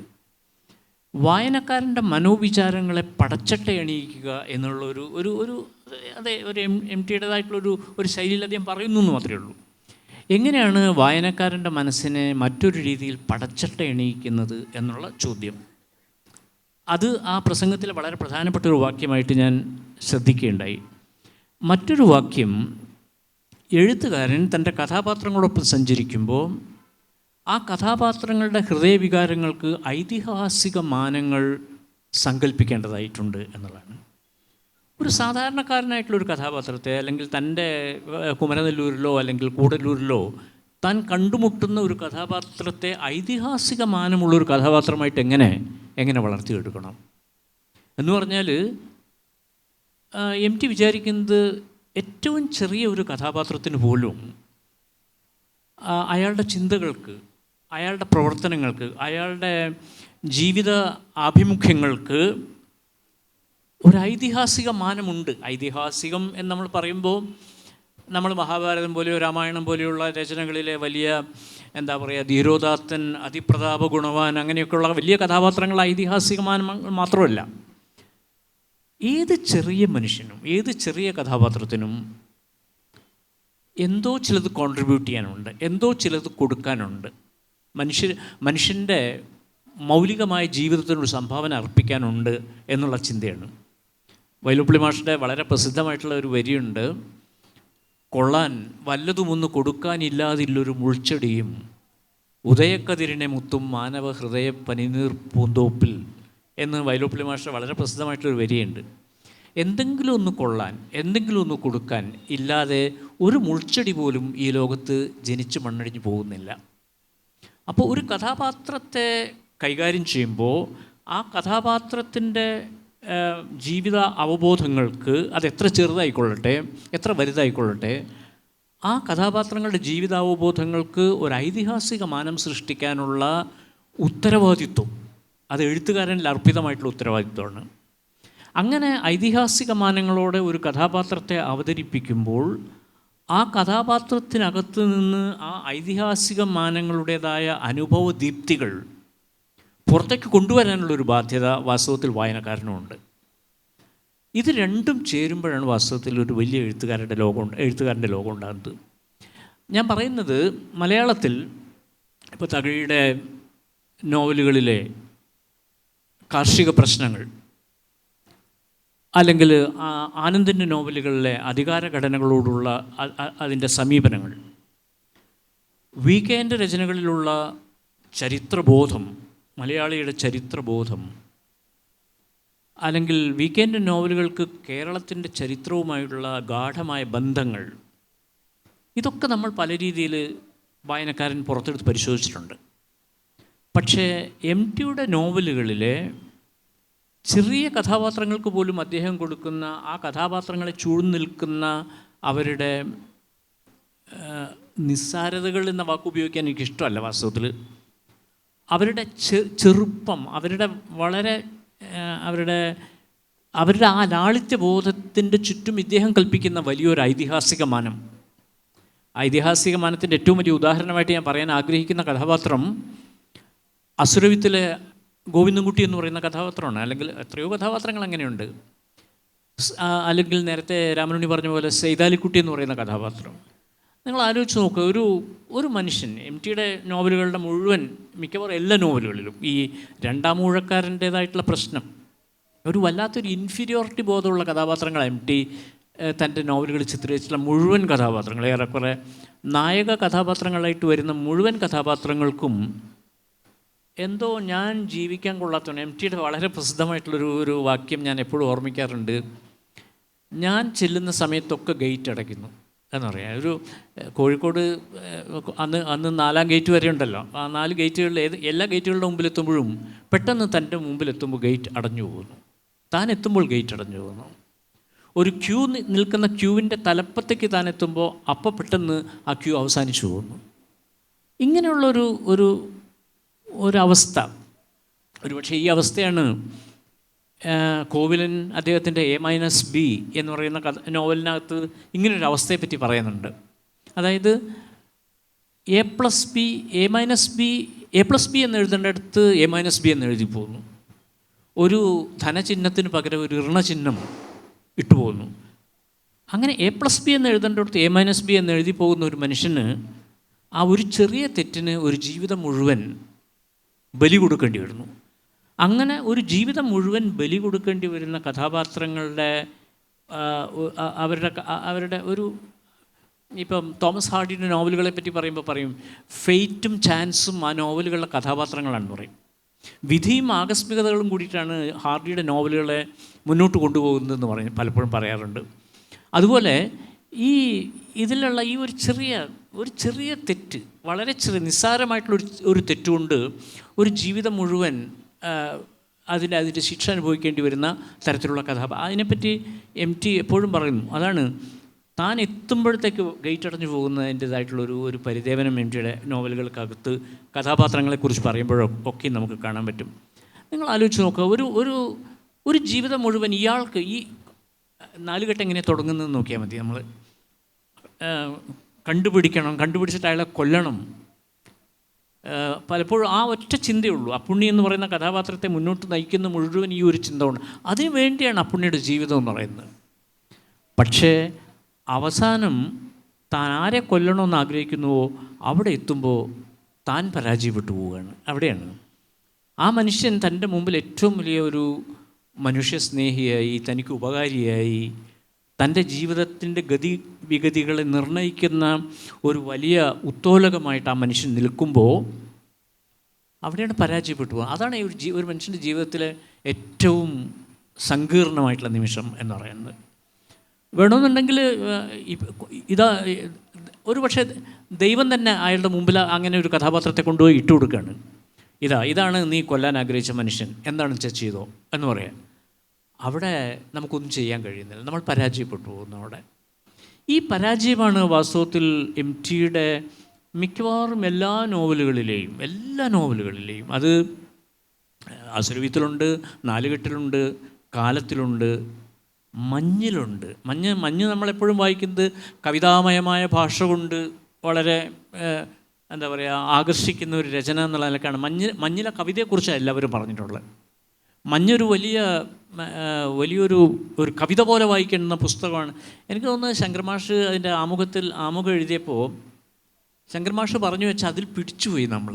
വാസ്തവത്തിൽ മഞ്ഞ് അതിലെ കവിത കൊണ്ട് മാത്രം വിജയിക്കുന്ന നോവലല്ല. മഞ്ഞിലെ മനുഷ്യൻ്റെ ബന്ധസങ്കീർണതകൾ എന്ന് പറയുന്നത്, ഇപ്പോൾ നോവൽ എന്ന് പറയുന്ന ഈ ജാനർ, ഈ സാഹിത്യരൂപം, അത് വലിയ സാധ്യതകൾ ഒരു എഴുത്തുകാരന് കൊടുക്കുന്നുണ്ട്. അത് വളരെ വിപുലമായ ഒരു കാലസീമയും വിശാലമായ ഒരു ക്യാൻവാസും എഴുത്തുകാരന് കൊടുക്കുന്നുണ്ട്.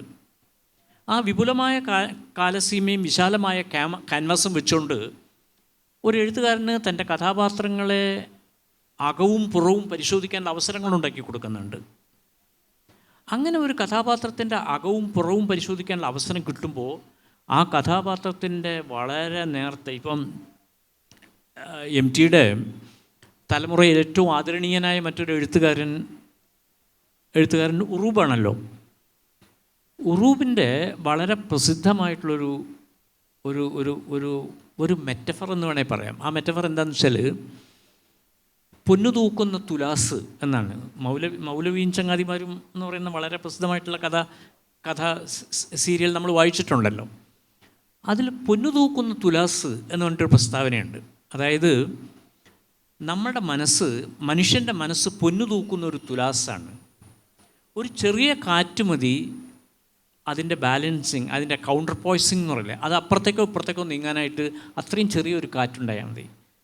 നിങ്ങൾ കൊല്ലണമെന്ന് വിചാരിച്ചൊരു മനുഷ്യനെ കൊല്ലണമെന്ന് വിചാരിച്ച അയാളുടെ മുമ്പിൽ എത്തി നിൽക്കുമ്പോൾ ദൈവം അതിൻ്റെ മറുതട്ടിലേക്ക് ഒരു നേർത്ത ഒരു കാറ്റ് ഊതി വിടുന്നു. അപ്പോഴത്തേക്ക് അതിൻ്റെ ബാലൻസ് ആകെ തകരാറായി പോകുന്നു.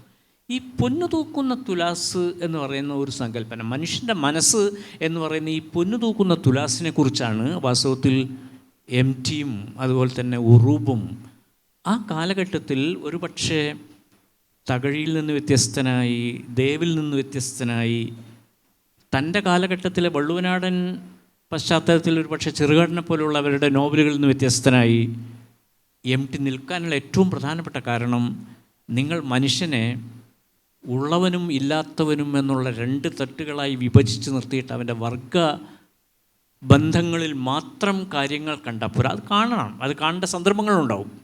പക്ഷേ ആ വർഗബന്ധങ്ങളിൽ മാത്രം നിന്നുകൊണ്ട് നിങ്ങൾ മനുഷ്യനെ കാണുമ്പോൾ നിങ്ങൾ ആ മനുഷ്യൻ്റെ മനസ്സിനകത്ത് പൊന്നു തൂക്കുന്ന തുലാസിനെ നിങ്ങൾ വിസ്മരിക്കുന്നു എന്നുള്ളതാണ് MTയും അതുപോലെ തന്നെ ഉറൂബും നമ്മളോട് പറഞ്ഞത്. ഒരു പക്ഷേ മഞ്ഞെന്ന് പറയുന്ന ആ നോവലിനകത്ത് വിമല എന്ന് പറയുന്ന ആ കഥാപാത്രം അനുഭവിക്കുന്ന ബന്ധസങ്കീർണതകളുടേതായിട്ടുള്ള അഗാധമായ ലോകമുണ്ട്. ആ ലോകത്തിൽ ഒരു ഭാഗത്ത് അവളുടെ അമ്മയുണ്ട്, ഒരു ഭാഗത്ത് തന്നെ കാണാനായിട്ട് എപ്പോൾ വേണമെങ്കിലും വീണ് മരിക്കാവുന്ന തരത്തിലുള്ള ആ മനുഷ്യൻ, വളരെ ഫിലോസോഫിക്കായിട്ട് സംസാരിക്കുന്ന ആ മനുഷ്യനുണ്ട്. ഒരു പക്ഷേ തൻ്റെ അച്ഛൻ ആരാണെന്ന് പോലും തിരിച്ചറിയാതെ ഏതോ വെയിറ്റിംഗ് ഫോർ ഗോദോ എന്ന് പറയില്ലേ, അതുപോലെ ഒരു ഗോദോവിനെ കാത്ത് കഴിഞ്ഞുകൂടുന്ന ബുദ്ധു എന്ന് പറയുന്ന ചെറിയ കഥാപാത്രമുണ്ട്. ഇതിലേത് കഥാപാത്രമാണ് മഞ്ഞിലെ നമ്മളെ ആകർഷിക്കുന്ന വിമല മാത്രമല്ല, വിമലയുടെ ഭാഷ മാത്രമല്ല, അതിലദ്ദേഹം ഉപയോഗിച്ചുള്ള കവിതാമയമായിട്ടുള്ള അന്തരീക്ഷം, അതിൽ നിലനിർത്താൻ ശ്രമിക്കുന്ന കവിതാമയമായിട്ടുള്ള അന്തരീക്ഷം മാത്രമല്ല, അതിലെ മനുഷ്യർ കടന്നു പോകുന്ന നൂൽപ്പാലങ്ങളുണ്ട്. ആ നൂൽപ്പാലങ്ങളിൽ വെച്ചിട്ടുള്ള മനുഷ്യർ അവരെങ്ങോട്ട് ചരിക്കുന്നു, എങ്ങോട്ട് തിരിയുന്നു, എങ്ങോട്ടാണ് അവരുടെ മനസ്സ് മാഞ്ഞു പോകുന്നത്. ഇതൊരു വലിയ പ്രശ്നമാണ്. വാസ്തവത്തിൽ MT പറഞ്ഞ ഒരു വളരെ പ്രസിദ്ധമായിട്ടുള്ള വാക്യം, ഒരു പക്ഷേ പത്മനാഭനും മാധവിക്കുട്ടിയും പറഞ്ഞിട്ടുള്ള പ്രസിദ്ധമായിട്ടുള്ള വാക്യങ്ങൾ, ഞങ്ങൾ കഥകളെ കവിതകളോടടുപ്പിച്ചു എന്നുള്ള വളരെ പ്രസിദ്ധമായിട്ടുള്ള വാക്യം വാസ്തവത്തിൽ കവിതകളോടടുപ്പിക്കുന്നു എന്ന് പറയും. MT പറയാറുണ്ട്, ഞാൻ ഏറ്റവും അധികം കവിതകൾ ഇഷ്ടപ്പെടുന്ന ആളാണ്, കവിതകൾ എഴുതി പരാജയപ്പെട്ടിട്ട് കഥകളിലേക്ക് വന്നിട്ടുള്ള ആളാണ്, കവികളോട് വലിയ ബഹുമാനമാണ് എന്ന് പറയും. ആ കവിതകളുടെ വളരെ സ്നിഗ്ധമായ ആന്തരിക ലോകം, കവിതകളുടെ വളരെ സ്നിഗ്ധമായ മാനുഷിക ബന്ധ വിശകലനങ്ങൾ, ആ വിശകലനങ്ങളുടേതായിട്ടുള്ള വലിയ ലോകത്തേക്ക് MT നമ്മളെ കൊണ്ടുപോകുന്നു. ഇപ്പോൾ 2-ാം ഊഴം വായിക്കുമ്പോൾ നമ്മൾ ഭീമനെ മാത്രം കണ്ടാൽ പറയും, ഇവിടെയൊക്കെ ഒരു ചെറിയ തെറ്റുണ്ട്. അനീതി എവിടെ? ഞാനതാ പറഞ്ഞു, പ്രതിരോധം തീർക്കുമ്പോൾ, എല്ലാത്തിനും എതിരെ പ്രതിരോധം തീർക്കുമ്പോൾ അനീതികൾ എവിടെ? ഇപ്പോൾ ഘടോൽക്കചൻ മരിച്ചു വീഴുന്ന ഘടോൽക്കചൻ അവൻ കാട്ടാളനാണ്. കാട്ടാളനായതുകൊണ്ട് മാത്രം അവൻ കൊല്ലപ്പെടേണ്ടവനാണ്.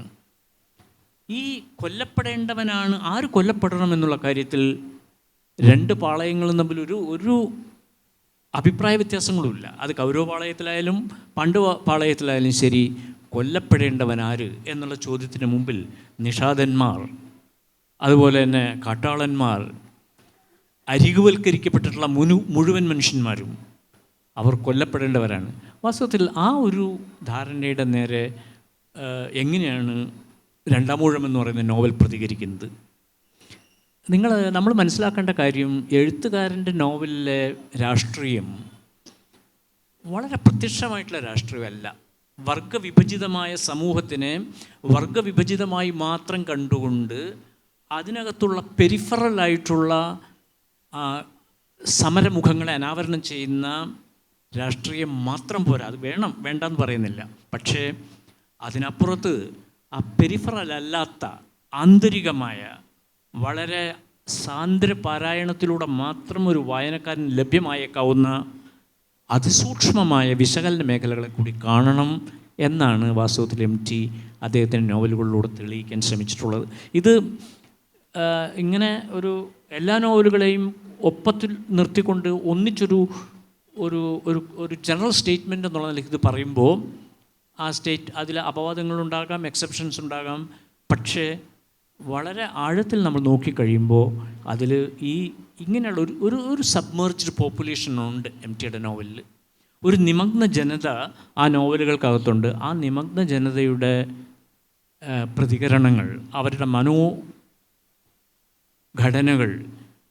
അത് അവരനുഭവിക്കുന്ന ഏത് നേർത്ത അടിമത്തത്തെയും അതെങ്ങനെയാണ് പ്രതിരോധിക്കാൻ ശ്രമിക്കുന്നത് എന്നുള്ള അവരുടെ പ്രതിരോധ ശൈലികൾ, അത് MTയുടെ നോവലുകളിലൂടെ വായിച്ചെടുക്കാനുള്ള ബാധ്യത വിപ്ലവം പ്രസംഗിക്കുന്ന കേരളത്തിലെ മലയാളിക്ക് ഉണ്ട് എന്ന് മാത്രമാണ് ഇതിന് തുടക്കത്തിൽ എനിക്ക് പറഞ്ഞു വയ്ക്കാനുള്ളത്. രണ്ടാമതായിട്ട് പറയുമ്പോൾ അത് ഞാൻ ഒന്നുകൂടി വിശകലനം ചെയ്യാൻ ശ്രമിക്കുകയും ചെയ്യാം.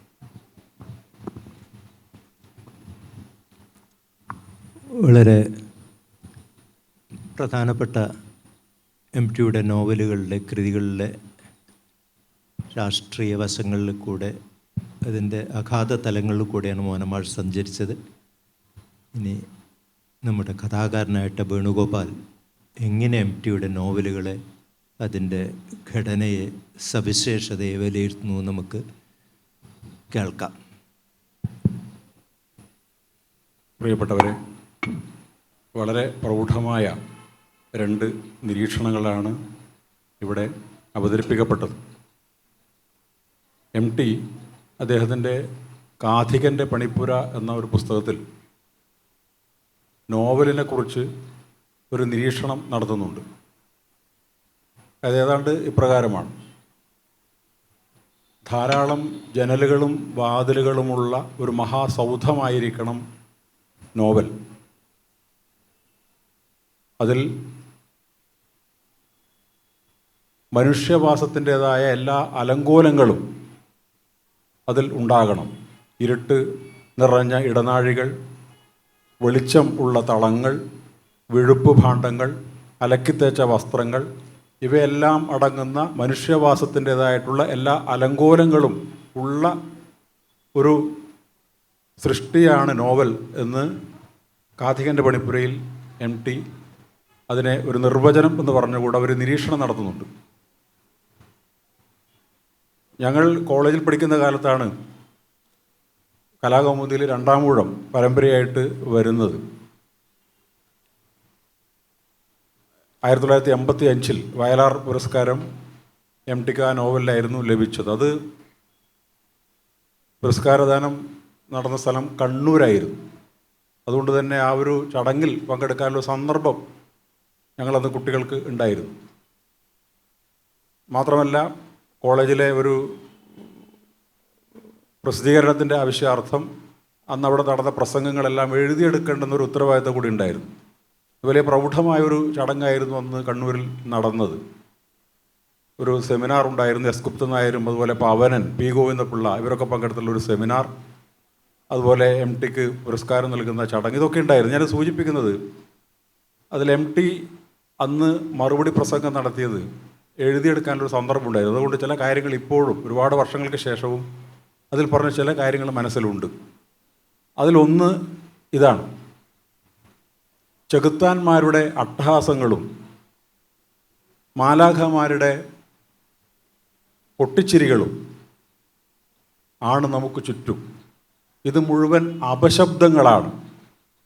ആ കോലാഹലത്തിനിടയിൽ മനുഷ്യൻ്റെ ഹൃദയസ്പന്ദം കേൾപ്പിക്കുക എന്നുള്ളതാണ് എഴുത്തുകാരൻ്റെ കടമ.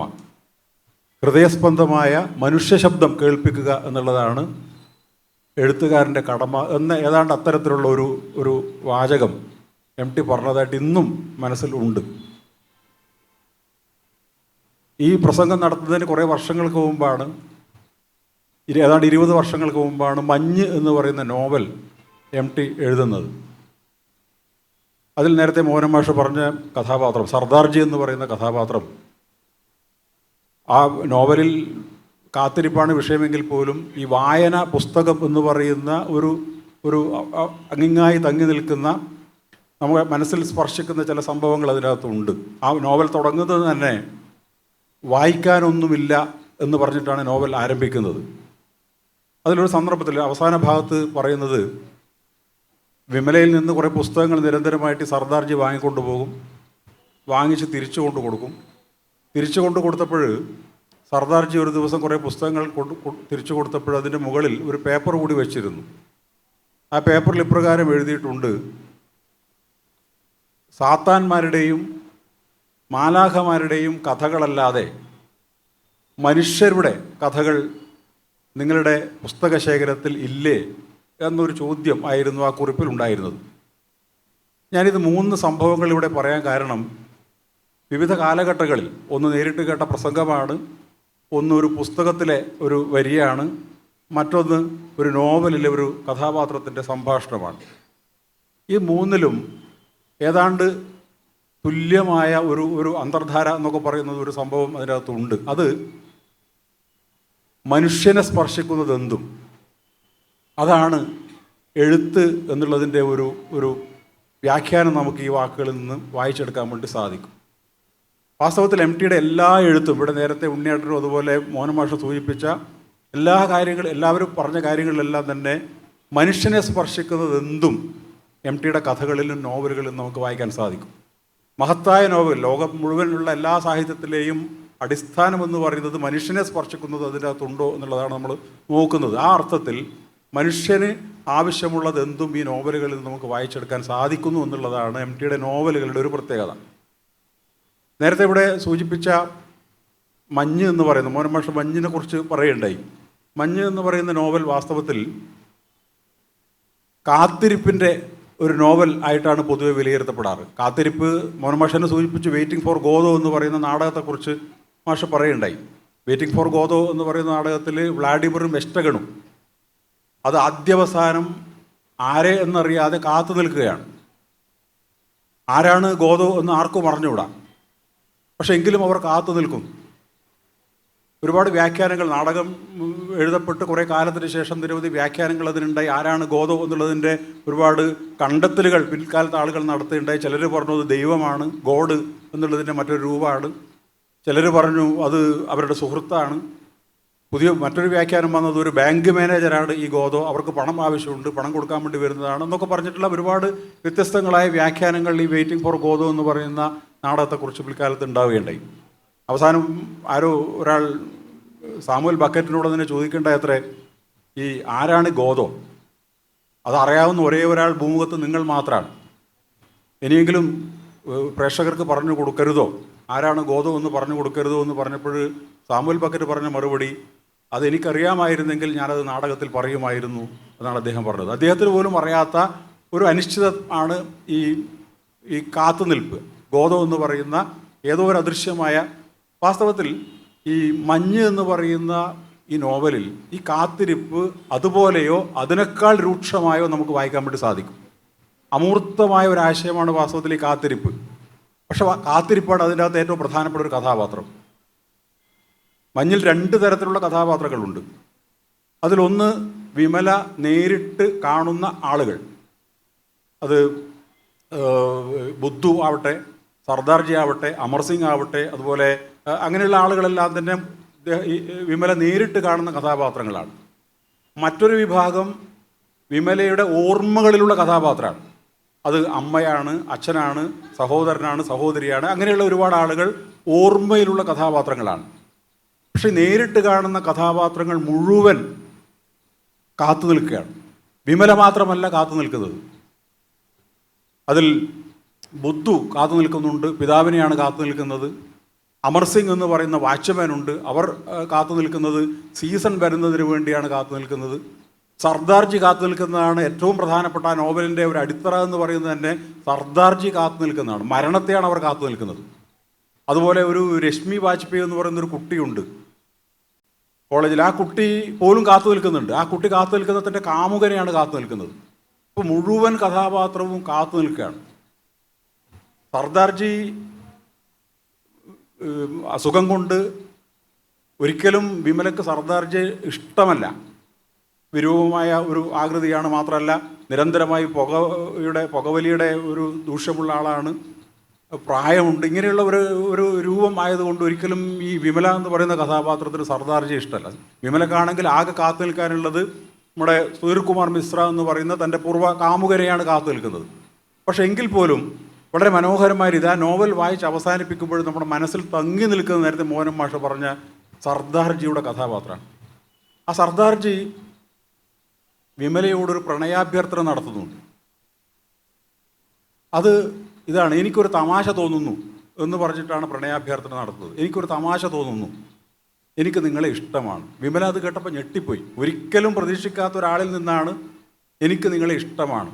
എന്നിട്ട് അടുത്ത് പറയുന്ന വരികളാണ് ഏറെ കൗതുകകരം. അടുത്ത് പറയുന്ന വരികൾ വെറുതെ ഒരു രസത്തിനാണ്. ഞാൻ നിങ്ങളെ വഴിയിൽ തടയില്ല, ഞാൻ പ്രണയ ലേഖനം നിങ്ങൾക്ക് തരില്ല, ഒരു ശല്യവും ചെയ്യില്ല, വെറുതെ ഞാൻ നിങ്ങളെ ഒന്ന് പ്രണയിക്കുക മാത്രമാണ് ചെയ്യുന്നത്. ഇത് മരിക്കാൻ വേണ്ടിയിട്ട് ഏതാനും നാൾ മാത്രമേ ഉള്ളൂ. ശ്വാസകോശാർബുദം ബാധിച്ച് മരണത്തെ കാത്തു കിടക്കുന്ന ഒരു രോഗിയാണ് വാസ്തവത്തിൽ ഈ സർദാർജി. മരണത്തെക്കുറിച്ച് അതിമനോഹരമായിട്ട് ഈ നോവൽ വായിക്കുമ്പോൾ തന്നെ ആ മരണം എന്ന് പറയുന്നത് എന്താണ് എന്നുള്ളത് ഈ നോവലിൽ നമുക്കൊന്നറിയും. അതിനു മുമ്പോ അതിന് ശേഷമോ എന്നറിഞ്ഞുകൂടാ. സ്വർഗം തുറക്കുന്ന സമയം എന്ന് പറയുന്ന കഥയിലും അതുപോലെ വിലാപയാത്രയിലൊക്കെ തന്നെ ഈ മരണത്തെ അതിമനോഹരമായിട്ട് MT ആവിഷ്കരിച്ചിട്ടുണ്ട്. ഏതാണ്ട് അതുപോലെ തന്നെ ഉള്ള ഒരു മരണത്തിൻ്റെ ആവിഷ്കാരമാണ് വാസ്തവത്തിൽ ഈ സർദാർജിയുടെ, മരണത്തെ കാത്തു കിടക്കുന്ന സർദാർജിയെ അവതരിപ്പിക്കുന്നത്. വിമല അത് കേട്ടപ്പോൾ അത്ഭുതപ്പെട്ടു പോവുകയാണ്. ഇങ്ങനെ ഒരാളിൽ നിന്നത് പ്രതീക്ഷിക്കുന്നില്ല എന്നുള്ളതാണ് വാസ്തവം. അപ്പോൾ ആ രീതിയിൽ MM വിജയൻ മാഷയുടെ വളരെ വിഖ്യാതമായ ഒരു ഒരു ഒരു സംസാരമുണ്ടല്ലോ, ഈ പരാജയപ്പെട്ട പ്രണയം കവിതയും വിജയിച്ച പ്രണയം കുടുംബകലഹവുമാണ് എന്ന് പറയുന്ന വിജയൻ മാഷ് സ്ഥിരമായി പറയുന്ന ഒരു കോട്ടാണ്. അപ്പോൾ ആ രീതിയിൽ ഈ പരാജയപ്പെട്ട പ്രണയം ആണ് വാസ്തവത്തിൽ നമുക്ക് ഈ നോവലിൽ നിന്ന് വായിച്ചെടുക്കാൻ പറ്റുക.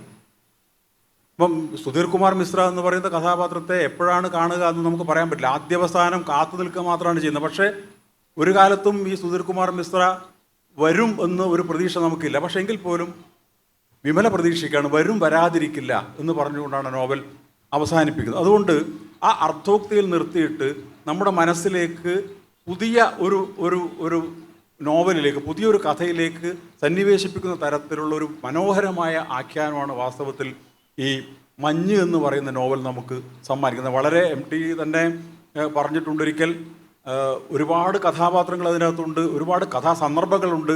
അത് നീട്ടി പരത്തി എഴുതി കഴിഞ്ഞാൽ 500-ലധികം പേജുകളിലായിട്ടാണ് അത്ര ആദ്യമായിട്ട് ഈ മഞ്ഞ് എഴുതിയത്.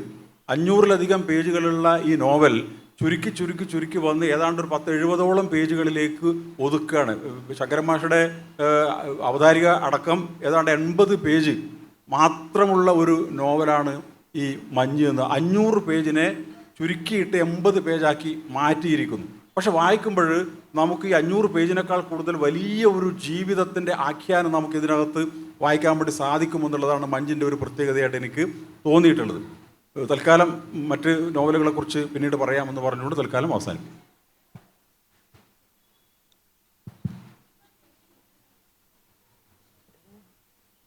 ഞാൻ നേരത്തെ നിർത്തിവെച്ച ഭാഗത്ത് കൂടെ കുറച്ചും കൂടി മുന്നോട്ട് പോകാൻ ശ്രമിക്കാം. MTയുടെ നോവലുകൾ രാഷ്ട്രീയമായ ശരിയായി മാറുന്നത് അത് ജീവിതോന്മുഖമാണ്. ജീവിതത്തെയാണ് അതിൽ ആവിഷ്കരിക്കുന്നത്. അതിനുൾ കവിഞ്ഞ ബാഹ്യമായിട്ടുള്ള പ്രതിബദ്ധതകളൊന്നുമില്ല. അതുതന്നെയാണ് അതിൻ്റെ അഗാധമായ രാഷ്ട്രീയ ശരിയിലേക്കുള്ള ഒരു കിളിവാതിലായിട്ട് പ്രവർത്തിക്കുകയും ചെയ്യുന്നത്. ഇപ്പോൾ MT പലപ്പോഴും സ്ത്രീവിരുദ്ധമല്ലേ MTയുടെ കഥാപാത്രങ്ങളെ ചിത്രീകരണം എന്നൊക്കെ ചോദിക്കാറ്. പക്ഷേ MT പൊളിറ്റിക്കലി കറക്റ്റ് ആവാൻ വേണ്ടിയിട്ട് ആ കാലത്ത് നിലനിൽക്കാത്ത ഒരു കഥാപാത്രത്തെ സൃഷ്ടിക്കുന്നില്ല എന്നതാണ് പ്രധാനം. സുമിത്രയുടെ ഈ പ്രസ്താവന ഉണ്ടല്ലോ, സേതുവിനോട് മാത്രമേ സ്നേഹമുള്ളൂ എന്ന പ്രസ്താവനയുടെ അത്ര സ്ഫോടനാത്മകമായിട്ടുള്ള ഒരു സ്ത്രീയുടെ പുരുഷന് എതിരായിട്ടുള്ള അധിക്ഷേപമില്ല എന്നുള്ളത്. കാരണം ഈ ആൺകോയ്മയുടെ സ്വഭാവം എന്ന് പറഞ്ഞാൽ അതിന് അത് മാത്രമേ ഉള്ളൂ, വേറെ ഒന്നിനോടും അതിന് സ്നേഹമില്ല. കൺസേൺ ഫോർ ദി അതർ ഇല്ലാത്തതാണ് പുരുഷ സ്വഭാവത്തിൻ്റെ. ആൺകോമയുടെ അകത്തുള്ള പുരുഷന് അവനെ മാത്രമേ അവൻ ശ്രദ്ധിക്കുന്നുള്ളൂ എന്നതാണ് എൻ്റെ ഏറ്റവും വലിയ ഒരു സ്ത്രീ വീക്ഷണത്തിൻ്റെ വളരെ സ്ഫോടനാത്മകമായൊരു ആവിഷ്കാരമാണ്. അതിന് സുമിത്ര കൂടുതൽ പറയുകയോ സുമിത്ര കൂടുതൽ യുദ്ധോന്മുഖയാവുകയൊന്നും വേണ്ട. അങ്ങനെയൊക്കെ ചെയ്യുന്ന സമയത്ത് സുമിത്ര എന്ന കഥാപാത്രത്തിൻ്റെ ജീവിത നിലനിൽപ്പിനെയാണ് MT തകർത്ത് കളയുന്നത്. അത് തകർക്കാതിരിക്കുക എന്നതിൻ്റെ ജനാധിപത്യ ബോധമാണ് നേരത്തെ പറഞ്ഞ മാതിരി വീണ്ടും MT പുലർത്തുന്നത് കാണാൻ പറ്റും. MTക്ക് പലപ്പോഴും മോനമാഷ് ഒരു കാര്യം പറഞ്ഞു, പിന്നെ കഥാപാത്രങ്ങൾ എപ്പോഴും എവിടെ ചെന്നാലും അവസരങ്ങളുടെ സുവർണ കവാടം തുറന്നു കിട്ടുന്ന എം ടിക്കാണ്, എം ടിയുടെ കഥാപാത്രങ്ങളാണ് പലപ്പോഴും ഗേറ്റ് അടഞ്ഞു കഴിഞ്ഞു, എപ്പോഴും പ്രതിബന്ധങ്ങൾ വരുന്നതായിട്ടുള്ള ഒരവസ്ഥയാണ്. ഇത് ആ കാലത്തെ പൊതുസമൂഹത്തിൻ്റെ ഓരോ വ്യക്തികളുടെയും ജീവിതാനുഭവത്തിൻ്റെ കൃത്യമായിട്ടുള്ള സത്യാത്മകമായിട്ടുള്ള ആവിഷ്കാരമാണ്. എം ടിക്ക് അതിൽ നിന്ന് ഉപരിയായിട്ട് അതിനെ ട്രാൻസെൻഡ് ചെയ്തിട്ടുള്ളൊരു വ്യക്തിത്വമുണ്ട്. അതാണ് രസം. പലപ്പോഴും നമുക്ക് നമ്മുടെ മുന്നിൽ കവാടങ്ങൾ അടഞ്ഞു എന്ന് തോന്നാൻ കാരണം നമുക്ക് ഈ കവാടം തുറന്നു കിട്ടാനുള്ള വെപ്രാളത്തിൻ്റെ ഒരു മനോഭാവം കൂടിയായിട്ട്. ഒരിക്കലും എം ടിക്കും ഇലക്ഷന് വേണ്ടി, കേന്ദ്ര സാഹിത്യ അക്കാദമി ഇലക്ഷന് വേണ്ടിയിട്ട് എന്നെയും കൂടെ കൂട്ടി ഡൽഹിക്ക് പോകുന്ന സമയത്ത്, അപ്പോൾ അവിടെ പലരും കാത്തു നിൽക്കുന്നുണ്ട്. അപ്പോൾ ബെൽറ്റിൽ പെട്ടി വരാൻ വേണ്ടി ഇങ്ങനെ കാക്കുക. പെട്ടി വരാൻ കാക്കുമ്പോൾ എനിക്ക് കുറച്ച് വെപ്രാളം കൂടുതലാണ്, മനുഷ്യനാവും, കുറച്ച് അക്ഷമ കൂടുതലാണ്. അപ്പം ഞാൻ അങ്ങനെ പെട്ടി ഓരോന്ന് വരുന്നു വെച്ചിട്ട് തപ്പുമ്പോൾ എം ടി നോക്കി ചിരിക്കുന്നുണ്ട്. എം ടി പറഞ്ഞു, രാമനുണ്ണി എത്ര ബന്ധപ്പെടുന്നോ അത്രയും പെട്ടി വഴുകൂട്ടോ എന്നാണ് പറഞ്ഞത്. അപ്പം ഈ കവാടം അടയലും പെട്ടി വരാൻ വഴുകലൊക്കെ നമ്മൾ എങ്ങനെ ഇതിനെ കാണുന്നു എന്നതിൻ്റെ ഒരു പ്രശ്നം കൂടി. അപ്പം എം ടിക്ക് അതിൻ്റെ ഈ സഹജീവികളുടെ ഈ പ്രശ്നങ്ങളൊക്കെ അറിയുകയും മനസ്സിലാക്കുകയും അതിനോട് തന്മയീഭവിക്കുകയും ചെയ്യുന്നപ്പോൾ തന്നെ അതിനെ ട്രാൻസെൻഡ് ചെയ്തിട്ടുള്ളൊരു വ്യക്തിത്വം കൂടിയും അതിന് കാണാൻ പറ്റും. ജീവിതത്തിൻ്റെ എല്ലാ സൂക്ഷ്മമായിട്ടുള്ള കാര്യങ്ങളും കമ്പാഷനോടുകൂടി എമ്പതിയോടുകൂടി പരിഗണിക്കുമ്പോൾ അതിൽ നിന്ന് വിട്ടിട്ടുള്ളൊരു വ്യക്തിത്വം. അവസാന കാലത്ത് പലപ്പോഴും ഞാൻ വ്യക്തിപരമായ കാര്യങ്ങൾ കൂടുതൽ അറിയോണ്ടും പറയാണ്, മാത്രമല്ല ഈ വ്യക്തിയിൽ കൂടെ കൃതികളെ പഠിക്കുമ്പോൾ നമുക്ക് വേറൊരു വെളിച്ചവും കൂടി കിട്ടും. എം ടി അവസാന കാലത്ത് ഡോക്ടർ കൃഷ്ണൻ പറഞ്ഞു, ബീഡി വലി തീർത്ത് നിർത്തണം, ഇപ്പം വലിച്ചത് അവസാനത്തെ ബീഡിയാണ് കേട്ടോ എം ടി എന്ന് പറഞ്ഞു. അങ്ങനെയാണ് അന്ത്യശാസന കൊടുത്ത്, ഇനി ബീഡി തൊടരുത്. എന്നാലും എം ടി ഓരോ ബീഡിയൊക്കെ വലിക്കും കാണും. അപ്പം ഞാൻ പറഞ്ഞു, M T Krishnan, doctor Krishnan, നമ്മളെ നാട്ടുകാരൻ തന്നെ, ബനാനിക്കാരനാണ്, പറഞ്ഞതല്ല ഇങ്ങനെ, ഞാനിനിപ്പോൾ ഇത് നിർത്തിയാൽ ഏറിക്കവിഞ്ഞ് ഒരു കൊല്ലം കൂടി അധികം കിട്ടുമായിരിക്കും, ആ കൊല്ലം അങ്ങ് പോയിക്കോട്ടെ. അപ്പോൾ ജീവിതത്തിനോട് ഇപ്പം ബീഡി വലി നിർത്തിയിട്ട് ഈ നീട്ടിക്കിട്ടുന്ന ആ ഒരു കൊല്ലം വേണ്ട, എനിക്കങ്ങനെ ബീഡി വലിക്കുന്ന ഒരു എം ടി ആയിട്ട് അങ്ങ് ജീവിച്ചാൽ മതി എന്നുള്ള.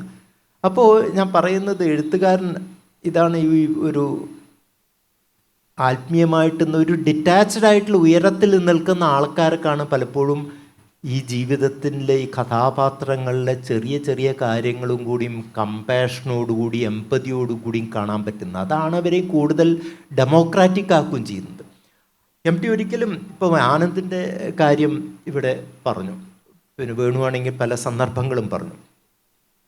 ആനന്ദിൻ്റെ കൃതികളെപ്പറ്റി പറയുന്ന സമയത്ത് ആനന്ദിൻ്റെ കമ്മിറ്റ്മെൻറ്റിലും ഉപരിയായിട്ടുള്ള തൻ്റെ ഉറച്ച വിശ്വാസങ്ങൾ സ്ഥാപിക്കാൻ വേണ്ടിയിട്ടുള്ള ആഖ്യാനത്തിൽ ഇടയ്ക്ക് കഥാപാത്രങ്ങളൊന്നും അത്ര മൂപ്പർക്ക് വലിയ പ്രശ്നമായി വരില്ല. ഇപ്പം മരുഭൂമികൾ ഉണ്ടാവുന്നതിൽ കൂടെ പോകുമ്പോൾ ആ കുന്തനും റൂത്തും കൂടിയുള്ള അവസരത്തിൽ നിന്ന് പോകുന്നു, ഇവർക്ക് ഈ ടെൻഷനുള്ള സമയത്ത് ഒന്ന് പരസ്പരം കൈ പിടിക്കുകയോ ഒന്ന് സമാശ്വസിപ്പിക്കുകയോ ചെയ്തുകൂടെ, അതും കൂടി അവർ ചെയ്യില്ല. കാരണം അവർക്ക് തത്വശാസ്ത്രമാണ് പ്രധാനം. പക്ഷേ ഇതൊക്കെ ഇപ്പം കഥാപാത്രത്തിൻ്റെ അങ്ങനെയുള്ള ജൈവികമായ അംശങ്ങളും കൂടി ഇടയ്ക്ക് പിന്നെ ആനന്ദ് മറന്നു കഴിയും. ആ മറന്നതും കൂടി നമുക്ക് സൗന്ദര്യമായിട്ട് തോന്നുകയും ചെയ്യും. കാരണം അദ്ദേഹത്തിൻ്റെ കൺവിക്ഷനാണ്, താൻ എന്തു പറയുന്നു എന്നതിൻ്റെയാണ്. പക്ഷേ എം ടി ആണെങ്കിൽ അത് പിന്നെ സേതുവിൻ്റെ അകത്താണെങ്കിലും ഇന്നത്തെ ആധുനിക സമൂഹത്തിലേക്ക് വരുന്ന ശിഥില മനസ്കൻ്റെ കാമാതുരത, പിന്നെ സുമിത്രോടാണെങ്കിലും അമ്മിണിയോടാണെങ്കിലും പിന്നെ തങ്കമണിയോടാണെങ്കിലും ഒക്കെ ഉള്ള ഈ കീഴ്പ്പെടുത്താനുള്ള ആ പിടയ്ക്കുന്ന സ്ത്രീ ശരീരം കയ്യിൽ ഒതുങ്ങിയപ്പോൾ തനിക്ക് വിജയം തോന്നി എന്നുള്ളതാണ്.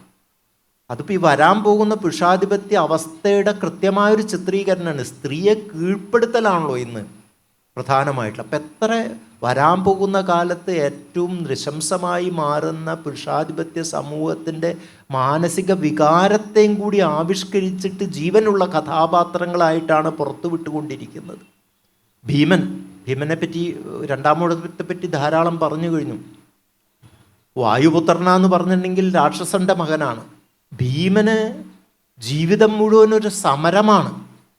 വിജയിച്ചേ പലതിനോടും കടം വീട്ടാനുള്ളതുകൊണ്ട് വിജയിച്ചേ അടങ്ങാൻ പറ്റൂ. വിജയിച്ചേ അടങ്ങാൻ പറ്റൂ എന്നതൊരു യാതനയായിട്ടും കൂടി മാറുകയാണ് ഭീമന് ചെയ്യുന്നത്. ഇന്നത്തെ കാലത്തും നമ്മളെല്ലാം വിജയിക്കാൻ വേണ്ടി വിധിക്കപ്പെട്ടവരാണ്. വിജയിക്കാതെ ഒരുത്തനും ഒരു നിവൃത്തിയില്ല. വിജയിക്കുക എന്നുള്ള യാതനയിലേക്ക് തള്ളി മാറ്റിയാണ് നമ്മളെ ചെയ്യുന്നത്. കുട്ടികളെ മുതൽക്ക് 1-ാം ക്ലാസ്സിൽ ചേർക്കുമ്പോൾ മുതൽക്ക് അവരെ വിജയിക്കാൻ വേണ്ടി നാം ശപിക്കുക ചെയ്യുന്നു. ഈ മുതലാളിത്തത്തിൻ്റെ കൂടുതൽ ഭീകരമായിട്ടുള്ള അവസ്ഥയിലേക്ക് വരികയാണ്. അപ്പോൾ അതിൻ്റെ ഒരു കാര്യമാണ്, പഴയ കഥയിലല്ല. സാഡിസ്റ്റും ഒരേ സമയം മസോക്കിസ്റ്റുമായിട്ടുള്ള ഭീമനെയാണ് നമുക്ക് കാണുന്നത്. ഏറ്റവും ഒരു ശാരീരിക സംഗമ രംഗത്തിൽ ദ്രൗപദിയായിട്ട് കിടക്കുമ്പോൾ ഒരു സാഡിസ്റ്റിൻ്റെ എല്ലാ സ്വഭാവവും ഭീമൻ കാണിക്കുകയാണ്. ദ്രൗപദി ഒട്ടും മോശമില്ല. ജരാസന്ധനെ കൊല്ലുന്ന ആ കഥ ഇങ്ങനെ വർണ്ണിച്ചുകൊണ്ടാണ്. അപ്പോൾ ഈ രതിയിൽ തന്നെ അടക്കിയിരിക്കുന്ന ഹിംസയുടെ ഒരു ആവിഷ്കാരം നമുക്ക് കാണാൻ പറ്റും. മസോക്കിസ്റ്റായിട്ടുള്ള ഭീമൻ ദുര്യോധനൻ്റെ സദസ്സിൽ വെച്ചിട്ട് ദ്രൗപദി അപമാനിക്കത്ത സമയത്ത് സഹദേവനോട് തീ കൊണ്ടുവരാൻ പറയാണ്, സ്വന്തം കൈ പൊള്ളിക്കാൻ വേണ്ടിയിട്ട്. അപ്പോൾ ഇതെല്ലാം ജീവനുള്ള മനുഷ്യൻ്റെ ജീവിതത്തിലുള്ള മനുഷ്യൻ്റെ അവസ്ഥാവിശേഷങ്ങളെ ചിത്രീകരിക്കുന്ന MTയുടെ കഥാപാത്രങ്ങൾ അത് ഏറ്റവും ജനാധിപത്യപരമായ രീതിയിൽ അദ്ദേഹം കൈകാര്യം ചെയ്യുന്നു എന്ന് മാത്രമല്ല, വരാൻ പോകുന്ന അദ്ദേഹത്തിൻ്റെ ഇരുട്ടിൻ്റെ ആത്മാവ് എന്ന കഥയിലുള്ള ഒരു സംഭവമുണ്ടല്ലോ. ഇരുട്ടിൻ്റെ ആത്മാവ് എഴുതിയ കാലത്താണ് സിവിലൈസേഷൻ, മാഡ്നസ് ആൻഡ് സിവിലൈസേഷൻ എന്നുള്ള ഫുക്കോൻ്റെ നോവൽ വരുന്നത്.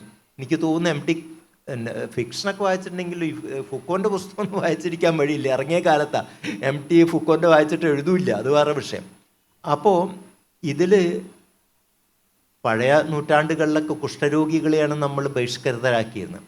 പിന്നെ ഏജ് ഓഫ് റീസൺ, 17-ാം നൂറ്റാണ്ടിലെ ഏജ് ഓഫ് റീസണിൻ്റെ കാലഘട്ടം വരെ, യുക്തിയുടെ കാലഘട്ടം വരുമ്പോൾ സാധാരണ യുക്തിയിൽ നിന്ന് വിമുക്തരായിട്ട് ചിന്തിക്കുന്നവരാണല്ലോ ഭ്രാന്തന്മാരെന്ന് പറയുന്ന സാധനങ്ങൾ. അവർക്കൊരു സ്ഥാനമില്ല.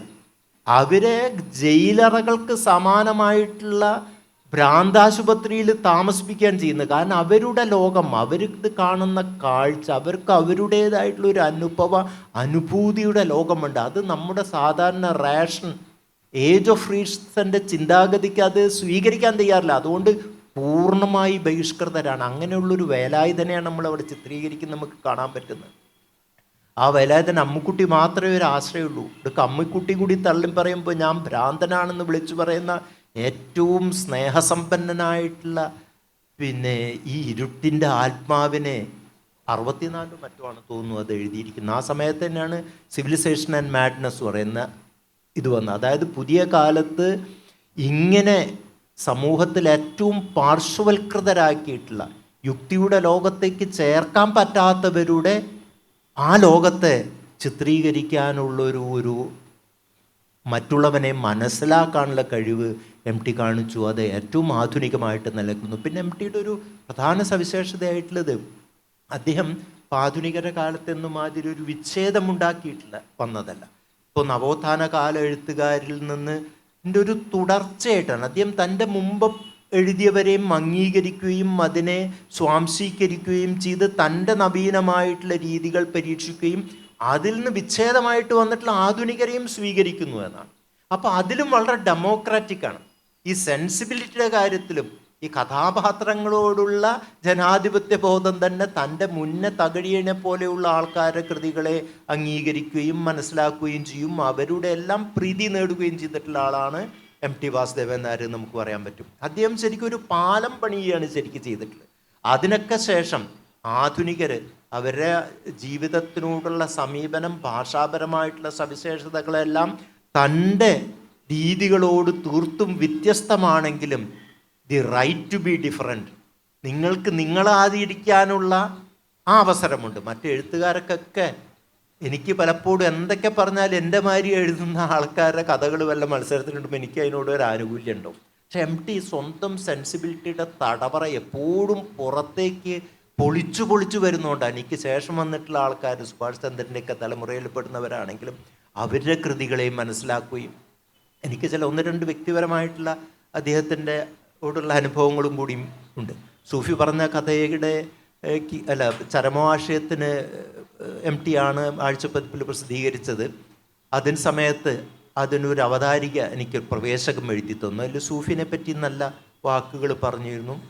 അത് എഴുതി തന്ന് ഞാൻ വാങ്ങാൻ പോയ സമയത്തിനോട് പറഞ്ഞു, ഒരു കാര്യം ഇതിൽ പ്രധാനമായിട്ട് എനിക്ക് പറയണം എന്നിങ്ങനെ തോന്നുന്നുണ്ട്, പക്ഷെ അത് പറഞ്ഞാൽ പിന്നെ അതിലേക്കാവും ശ്രദ്ധ. ഇതിൻ്റെ അകത്തൊരു ഹോമോസെക്ഷുവാലിറ്റിയുടെ ത്രെഡ് പ്രബലമാണ്, പക്ഷേ ഞാൻ തൽക്കാലം പറയുന്നില്ല. അത് സ്വീകരിക്കാൻ നമ്മളുടെ കാലം തയ്യാറായിട്ടില്ല. കൊല്ലം കുറേ ഇപ്പോൾ അത് വന്നിട്ട് നോവലേ, ഇന്നിപ്പോൾ അത് തയ്യാറായി. അപ്പോൾ അന്നത്തെ കാലത്തും എനിക്ക് ഒരിക്കലും ആവിഷ്കരിക്കാത്ത വ്യത്യസ്തമായ ലോകങ്ങൾ ആവിഷ്കരിക്കുന്നവരെ ആ ജനാധിപത്യ ബോധത്തോടുകൂടി അംഗീകരിക്കാനുള്ള, വ്യത്യാസങ്ങളെ സ്നേഹത്തോടുകൂടി അംഗീകരിക്കാനുള്ള മനസ്സ്. ജീവിതത്തിൻ്റെ പുസ്തകം വന്നപ്പോൾ അദ്ദേഹത്തിനെ കാണിച്ചു കൊടുത്തു ഞാൻ. അപ്പോൾ എനിക്ക് പല സംശയങ്ങളും ഉണ്ട്. സിനിമാ ലോകമുണ്ട്, അതിൽ വല്ല തെറ്റുകളും ഉണ്ടെങ്കിൽ എംടിക്ക് പെട്ടെന്ന് കണ്ടുപിടിക്കാൻ പറ്റും. അതൊക്കെ ശരിയാണ്. പിന്നെ അതിൽ കുറേ ലൈംഗികത കൂടുതലുള്ള പുസ്തകം, അതിൻ്റെ പേരിൽ കുറേ കേസും കൂട്ടും കൂടി ഉണ്ടായിട്ടുള്ളതാണ്. അപ്പോൾ ഞാൻ ചോദിച്ചു, ഇത് കുറേ കൂടുതലായിപ്പോയോ? ചില പ്രത്യേക ഉദ്ദേശം വെച്ച് സ്നേഹരഹിതമായിട്ടുള്ള കാമത്തിൻ്റെ കാലത്ത് സ്നേഹസഹിതമായ കാമം ആവിഷ്കരിക്കാൻ വേണ്ടിയിട്ടാണ് അത് എഴുതിയിരിക്കുന്നത്. ഇല്ലില്ല, അത് കുഴപ്പമില്ല, അതില്ല, അത് അതിൻ്റെ ആവശ്യത്തിനുള്ളതാണ്. അപ്പോൾ എം ടി ആണെങ്കിലോ അദ്ദേഹം കാമം ചിത്രീകരിക്കുകയാണെങ്കിൽ ഒരു വാക്ക് പോലും ഈ അന്തസ്സ് വിട്ടിട്ടൊരു വാക്ക് പറയാത്ത ആളാണ്. ഞാൻ പിന്നെ ഇത് അന്തസ്സ് വിട്ടിട്ടാണ് പലപ്പോഴും പലതും പറഞ്ഞിട്ടുള്ളത് ദൈവത്തിൻ്റെ പുസ്തകത്തിൽ, അത്ര അരോചകമായിട്ടല്ലെങ്കിൽ കൂടി. അപ്പോൾ അങ്ങനെയുള്ള പുതിയ എഴുത്ത് രീതികളെ കൂടി അദ്ദേഹം അംഗീകരിക്കുന്നു എന്നതാണ്. അപ്പോൾ അതിനുള്ളൊരു ഡെമോക്രാറ്റിക് സെൻസ് എം ടിക്ക് വളരെയധികം ഉണ്ടായിരുന്നു. തൻ്റെ മുമ്പുള്ള എഴുത്തുകാരപ്പം, പിന്നെ മോഹനൻ മാഷ് ഇവിടെ ഇരിക്കുന്നു, ചെറുകാടിനെയൊക്കെ തൻ്റെ ഒരു സ്വന്തം ആളായിട്ട് അദ്ദേഹം കണ്ടിരുന്നു എന്നതാണ്. ചെറുകാടിൻ്റെ എഴുത്ത് വളരെ വ്യത്യസ്തമായ രീതിയാണ്, വളരെ പൊളിറ്റിക്കലായിട്ടുള്ള, വളരെ വലിയ ലോഡും കൂടി പലപ്പോഴും നമുക്ക് കാണാം. ജീവിതത്തിനോടത്തിൻ്റെ ഭാരം പോലെ തന്നെ രാഷ്ട്രീയമായ കാഴ്ചപ്പാടിൻ്റെ ഭാരവും രണ്ടും ഒപ്പത്തിനൊപ്പം തൂങ്ങുന്ന എഴുത്താണ് ഉള്ളത്. പക്ഷെ അദ്ദേഹം ആ വള്ളുവനാടൻ പിന്നെ തൻ്റെ സംസ്കാരത്തിൻ്റെ വേരുകളും വള്ളുവനാട്ടിലുണ്ട്. അതുകൊണ്ട് എവിടെയോ പിന്നെ ഞാൻ ചെറുകാടിൻ്റെ എഴുത്തിൽ ഒരു തായ്വേര് കണ്ടെത്തുന്നു എന്ന് പറഞ്ഞുകൊണ്ട്, ഇതാണ് അദ്ദേഹം തൻ്റെ മുന്നിൽ വന്നതിനെ, പലപ്പോഴും എഴുത്തുകാരൊക്കെ തൻ്റെ മുന്നിൽ വന്ന തലമുറയെ തിരസ്കരിച്ചു കൊണ്ടാണ് സ്ഥാനം സ്വീകരിക്കാറുള്ളത്. പക്ഷെ അതും അംഗീകരിക്കാനുള്ള ഡെമോക്രാറ്റിക് ആയിട്ടുള്ള അദ്ദേഹത്തിൻ്റെ പിന്നെ കാഴ്ചപ്പാട് നമുക്ക് പലപ്പോഴും കാണാൻ പറ്റും. പിന്നെ ഇനി 15 മിനിറ്റേ ഉള്ളൂ. ഇനി നമുക്ക് ഓരോ റൗണ്ടും കൂടി മോഹനൻ മാഷും പിന്നെ വേണുവും സംസാരിച്ച് കഴിഞ്ഞാൽ നമ്മളെ സമയം അവസാനിക്കും. ഇതിൽ ഇൻട്രാക്ഷനുള്ള വകുപ്പുണ്ടോ എന്ന് എനിക്കറിയില്ല. ചോദ്യങ്ങൾക്കുള്ള സമയം ഉണ്ടെങ്കിൽ 5 മിനിറ്റ് അങ്ങനെ വകുപ്പുണ്ടെങ്കിൽ അതിനു വേണ്ടി നമുക്ക് മാറ്റിവെക്കാം. ഇല്ല അല്ലേ? അപ്പോൾ പിന്നെ അതിന് ചോദ്യങ്ങൾ ചോദിക്കാനുള്ള പിന്നെ വകുപ്പില്ല എന്നാണ് പറയുന്നത്. അതുകൊണ്ട് 5 മിനിറ്റും കൂടി ഞങ്ങൾ സംസാരിക്കാം. മോഹനൻ മാഷെ മറ്റു കാര്യങ്ങൾ ഇതിൽ വിശദീകരിക്കാൻ ക്ഷണിക്കും. ഞാൻ നേരത്തെ പറഞ്ഞു വെച്ചതിൻ്റെ ബാക്കി എന്നുള്ള നിലയ്ക്ക് എനിക്ക് ഒരു കാര്യം പറയാനുള്ളൂ. അത് എം ടിയുടെ നോവലുകളുടെ പുറംകാഴ്ചകളെ നമ്മൾ ഇനിയുള്ള കാലത്തെ നോവൽ വായനയിൽ നമ്മൾ ഒഴിവാക്കി നിർത്തേണ്ടതാണ് എന്നുള്ള ഒരു പക്ഷേ ഒരു ഗുരുത്വദോഷം പറയുന്ന രീതിയിലുള്ള പ്രസ്താവനയോടുകൂടിയാണ് ഞാൻ രണ്ടാമത്തെ സെക്ഷൻ തുടങ്ങുന്നത്. എന്നതിനർത്ഥം മറ്റൊന്നാണ്. ഞാൻ പറഞ്ഞത് എം ടിയെ വായിക്കരുത് എന്നല്ല, എം ടിയുടെ നോവലുകളുടെ പുറംകാഴ്ചകൾ മാത്രം കാണരുത് എന്നുള്ളതാണ്. ഹരികുമാർ എന്ന് പറഞ്ഞിട്ടൊരു കഥാകൃത്ത് നമ്മളെ തൃശ്ശൂരിൽ ജീവിച്ചിരുന്നല്ലോ, എടശ്ശേരിയുടെ മകനാണ് ഹരികുമാർ. ഹരിയേട്ടൻ അദ്ദേഹത്തിൻ്റെ മനോഹരമായ കഥകൾ മലയാളത്തിൽ എഴുതിയിട്ടുള്ളൊരു എഴുത്തുകാരനാണ് ഹരികുമാർ. പക്ഷേ ഹരികുമാറിനെ നമ്മളുടെ മലയാള ചെറുകഥാ സാഹിത്യത്തിൽ ഹരികുമാർ വിലയിരുത്തപ്പെട്ടത് ആലോചിച്ചാൽ നമുക്ക് സങ്കടം തോന്നും. കാരണം ഹരിയേട്ടൻ അദ്ദേഹത്തിൻ്റെ കഥകൾ 8 വോള്യങ്ങളായിട്ട് അദ്ദേഹത്തിൻ്റെ മുഴുവൻ രചനകളും അദ്ദേഹം പ്രസിദ്ധീകരിച്ചിട്ടുണ്ട് മരിക്കുന്നതിന് മുമ്പ്. അതിലൊരു ഭാഗത്ത് അദ്ദേഹം ആദ്യത്തെ ഭാഗത്ത് അദ്ദേഹം എഴുതി വെക്കുന്ന ഒരു കാര്യമുണ്ട്: എൻ്റെ രചനകൾ, എൻ്റെ കഥകൾ വളരെ ലളിതമാണ്, അതിലെ പ്രമേയങ്ങൾ വളരെ കേവല സാധാരണങ്ങളായിട്ടുള്ള പ്രമേയങ്ങളാണ്. അതുകൊണ്ട് തന്നെ ആ കഥകൾ പരാജയപ്പെടുകയാണ് ഉണ്ടായത് എന്ന് അദ്ദേഹം പറഞ്ഞു. എന്നതിൻ്റെ അർത്ഥം ഈ കേവല സാധാരണമായ കഥകളുടെ ആ കേവല സാധാരണത്വം കൊണ്ട് മാത്രം അത് വായിക്കുകയും അപ്പാടെ ഉപേക്ഷിക്കുകയും ചെയ്യുന്ന ഒരു സമീപനം പൊതുവെ എടുത്തു. ആ കഥകളുടെ ഉള്ളിൽ എന്തുണ്ട്, ആ കഥകൾക്കകത്ത് അദ്ദേഹം പറയാൻ ആഗ്രഹിച്ചതെന്ത്, ആ കഥയുടെ ഒരു സാന്ദ്ര പാരായണത്തിലൂടെ ആ കഥ നമുക്ക് മുന്നിൽ അനാവരണം ചെയ്യുന്ന ലോകം ഏതാണ്, അത് കാണുന്ന കാര്യത്തിൽ ഒരുപക്ഷെ മലയാളികളായ വായനക്കാർ പരാജയപ്പെട്ടു പോയി എന്നുള്ള ദുഃഖമാണ് ഹരികുമാർ പറയുന്നത്. ഏതാണ്ട് എം ടിയുടെ കാര്യത്തിലും ഞാൻ വിചാരിക്കുന്നത് അങ്ങനെയുള്ള ഒരു പ്രശ്നം എം ടിയുടെ നോവലുകളുടെ വായനയിൽ ഉണ്ട് എന്നുള്ളതാണ്. ഇപ്പം ഞങ്ങൾക്കൊക്കെ വളരെ പ്രിയങ്കരനായ എം ടിയും അതുപോലെ തന്നെ എൻ പി മുഹമ്മദിനെയും ഒക്കെ നന്നായി വായിക്കുന്ന ഞങ്ങൾ കോഴിക്കോടുള്ളൊരു പഴയ സുഹൃത്ത്, ഹാഫിസിനെ അറിയാമായിരിക്കും. അദ്ദേഹം മെഡിക്കൽ കോളേജിൽ ജോലി എടുത്തുകൊണ്ടിരുന്ന ഒരാളാണ്, പാരാമെഡിക്കൽ സ്റ്റാഫായിട്ട് ജോലി എടുത്തുകൊണ്ടിരുന്ന ഒരാൾ. വീനസ് എന്നുള്ള പേരിൽ ഹാഫിസിന് അറിയാമായിരിക്കും എന്ന് വിചാരിക്കും. നല്ല വായനക്കാരനായിരുന്നു വീനസ്. വേണു എന്നാണ് പേര്, വീനസ് എന്നുള്ള പേര്. വീനസ് എപ്പോഴും പറയുന്നൊരു കാര്യം, വാസുദേവൻ നായർക്ക് ഈ ലോകത്തെല്ലാം നടന്ന് ഒരുപാട് കാര്യങ്ങൾ സമ്പാദിച്ച് കുമരനെല്ലൂരിലേക്ക് കൊണ്ടുവരാൻ പറ്റും. അദ്ദേഹം എല്ലാത്തിനെയും വായിച്ചതിനെ മുഴുവൻ അദ്ദേഹം കൂടല്ലൂരിലേക്കും കുമരനെല്ലൂരിലേക്കും കൊണ്ടുവന്നിട്ടുണ്ടെന്ന് അദ്ദേഹം പറയണ്ടായി. അതിലൊരു ചെറിയ സൂചന എന്താണെന്ന് വെച്ചാൽ അവിടെ നിന്നുള്ള പല കഥകളുടെയും സ്വാധീനം എം ടിയുടെ കൃതികളിലുണ്ട് എന്നുള്ളതായിരിക്കും. പക്ഷേ എം ടിയുടെ നോവലുകൾ വായിക്കുമ്പോൾ നമ്മൾ മനസ്സിലാക്കേണ്ട ഒരു പ്രധാന കാര്യം, എന്ത് വലിയ ഹോംവർക്കാണ് ഒരു എഴുത്തുകാരൻ എന്നുള്ള നിലയ്ക്ക് എം ടി ചെയ്തത് എന്നുള്ളതാണ്. ഇപ്പോൾ രണ്ടാമൂഴം എന്ന് പറയുന്ന പുസ്തകം എഴുതാൻ വേണ്ടി താൻ നടത്തിയിട്ടുള്ള ഹോംവർക്കിനെ കുറിച്ച് എം ടി പല ലേഖനങ്ങൾ എഴുതിയിട്ടുണ്ട്. അതിനുവേണ്ടി പുസ്തകങ്ങൾ സമ്പാദിച്ചതിനെ പറ്റി, അതുപോലെ തന്നെ ദൂരദർശൻ കേന്ദ്രയിൽ നിന്ന് കുഞ്ഞീഷൻ വാങ്ങി അയച്ചിരുന്ന പുസ്തകങ്ങളെ പറ്റിയൊക്കെ ഒരുപാട് കാര്യങ്ങൾ എം ടി പറഞ്ഞിട്ടുണ്ട്. അതിൽ മഹാഭാരതം പല ആവർത്തി വായിച്ചതിനെക്കുറിച്ച്, മഹാഭാരത പഠനങ്ങൾ പലത് വായിച്ചതിനെക്കുറിച്ച്, മഹാഭാരതത്തിലെ മഹാമൗനങ്ങളെ താൻ സമീപിച്ച രീതികളെക്കുറിച്ചൊക്കെ എം ടി പറഞ്ഞിട്ടുണ്ട്. പക്ഷെ ഞാൻ വിചാരിക്കുന്നത്, നാളെ മലയാള നോവൽ സാഹിത്യത്തിൽ മലയാളത്തിൻ്റെ നോവൽ വായിക്കുന്നൊരു വായനക്കാരൻ വള്ളുവനാട് എന്ന് പറയുന്ന ഒരു പ്രദേശത്തെ പഠിക്കാൻ, ഞങ്ങൾ വള്ളുവനാട് ഏറനാടൻ പ്രദേശങ്ങളെ പഠിക്കാൻ, അവിടുത്തെ കൃഷി, അവിടുത്തെ കാർഷിക ബന്ധങ്ങൾ, അവിടുത്തെ വിത്തുകൾ, അങ്ങനെ ഉണ്ടല്ലോ ഒരു നാടിൻ്റെ ഫ്ലോറ ഫോണ, അതുപോലെ ആ നാട്ടിൻ്റെ ആചാരവിശേഷങ്ങൾ, അതിലെ ടോട്ടം ടാബു, ഇതൊക്കെ ഇതുപോലെയുള്ള കാര്യങ്ങൾ. ഇപ്പോൾ ഒരു കേരളത്തിൻ്റെ ഫോക്ലോർ പഠനങ്ങളിൽ ഒരു പക്ഷേ ഏറ്റവും സഹായിച്ചേക്കാവുന്ന പുസ്തകങ്ങളാണ് വാസ്തവത്തിൽ നമ്മുടെ നോവലുകൾ. എം ടിയുടെ നോവലുകൾ, എൻ പിയുടെ നോവൽ, എണ്ണപ്പാടം വായിച്ചു നോക്കിയാൽ മതി. നിങ്ങൾക്കൊരു ഒരു ലോകം അനാവരണം ചെയ്യപ്പെടുന്ന ഒരു വലിയ ലോകമുണ്ട് അതിൽ. ആ ലോകത്ത് ഞാനതാ നേരത്തെ പറഞ്ഞത്, കഥാപാത്രങ്ങളെ പെറുക്കിയെടുക്കുമ്പോൾ ആ കഥാപാത്രങ്ങൾ എങ്ങനെയാണ് ഒരു മണ്ണിൻ്റെ മണവും സൗന്ദര്യവുമുള്ള കഥാപാത്രങ്ങൾ എങ്ങനെ കിട്ടുന്നു, ഇത് വളരെ വളരെ പ്രധാനപ്പെട്ട ഒരു കാര്യമാണ്. ഇപ്പം അസുരവിത്ത്, അതുപോലെ തന്നെ ഇപ്പം നാലുകെട്ട് എന്ന് പറയുന്ന ആ നോവലിനകത്ത് ചെറിയ ചെറിയ ചില ദൃശ്യങ്ങളുണ്ട്. പക്ഷേ ഇനി കേരളത്തിൽ കിട്ടാത്ത ഒരു ദൃശ്യങ്ങളായിരിക്കും അത്. വൈകുന്നേരം പീടി അടക്കാൻ പോകുന്ന നേരത്ത് പറ്റുപുസ്തകങ്ങളുമായിട്ട് പാവം ആൾക്കാർ വാങ്ങാൻ വന്ന് നിൽക്കുന്ന വാങ്ങാൻ നിൽക്കുന്ന നാടൻ കസ്റ്റമേഴ്സ്, അവരുടെ ഒരു പീടികയുടെ അന്തരീക്ഷം. 2:45 കാസർട്ട്, അതുപോലെ തന്നെ 1:45 ചീരുള്ളി എന്നൊക്കെ പറഞ്ഞ് സാധനം വാങ്ങാൻ നിൽക്കുന്ന മനുഷ്യരുടെ ലോകമുണ്ടല്ലോ. ആ ലോകം ഇനി ഒരു പക്ഷേ ഈ എം ടിയുടെ നോവലിൽ മാത്രമേ നമുക്ക് കാണാൻ പറ്റുള്ളൂ. അങ്ങനത്തെ ഒരു ലോകം ഉണ്ടാക്കാൻ പറ്റുന്നുണ്ട്. അത്തരം എം ടിയുടെ നോവലുകൾ കൊണ്ട് മാത്രമല്ല മലയാള നോവലുകൾ ഉണ്ടാകുന്നത്. മലയാള നോവൽ സാഹിത്യം ഉണ്ടാകുന്നത് എം ടിയുടെ നോവലും തകഴിയുടെ നോവലും. തകഴിയുടെ നോവലുകൾ, നിങ്ങൾ എം ടിക്ക് തന്നെ വലിയ ബഹുമാനമുള്ള കാര്യമാണ്. തകഴി എങ്ങനെയാണ് ഒരു ഇന്ത്യൻ കഥാപാരമ്പര്യം, അല്ലെങ്കിൽ ഇന്ത്യയുടെ വിശാലമായ ഇന്ത്യയുടെ ഒരു കഥന പാരമ്പര്യം തൻ്റെ നോവലിലേക്ക് കൊണ്ടുവരാൻ വേണ്ടി തകഴി ആഗ്രഹിച്ചതിനെ പറ്റി അവർ തമ്മിലുള്ളൊരു സംഭാഷണത്തിൻ്റെ ഒരു ഭാഗത്ത് സൂചിപ്പിക്കുന്നുണ്ട്. അതിൽ എം ടി തന്നെ അങ്ങോട്ടൊരു ചോദ്യവും ചോദിക്കുന്നുണ്ട്, അങ്ങനെ ഏകദാനമായ ഒരു കഥാപാരമ്പര്യം ഉണ്ടോ ഇന്ത്യക്ക്?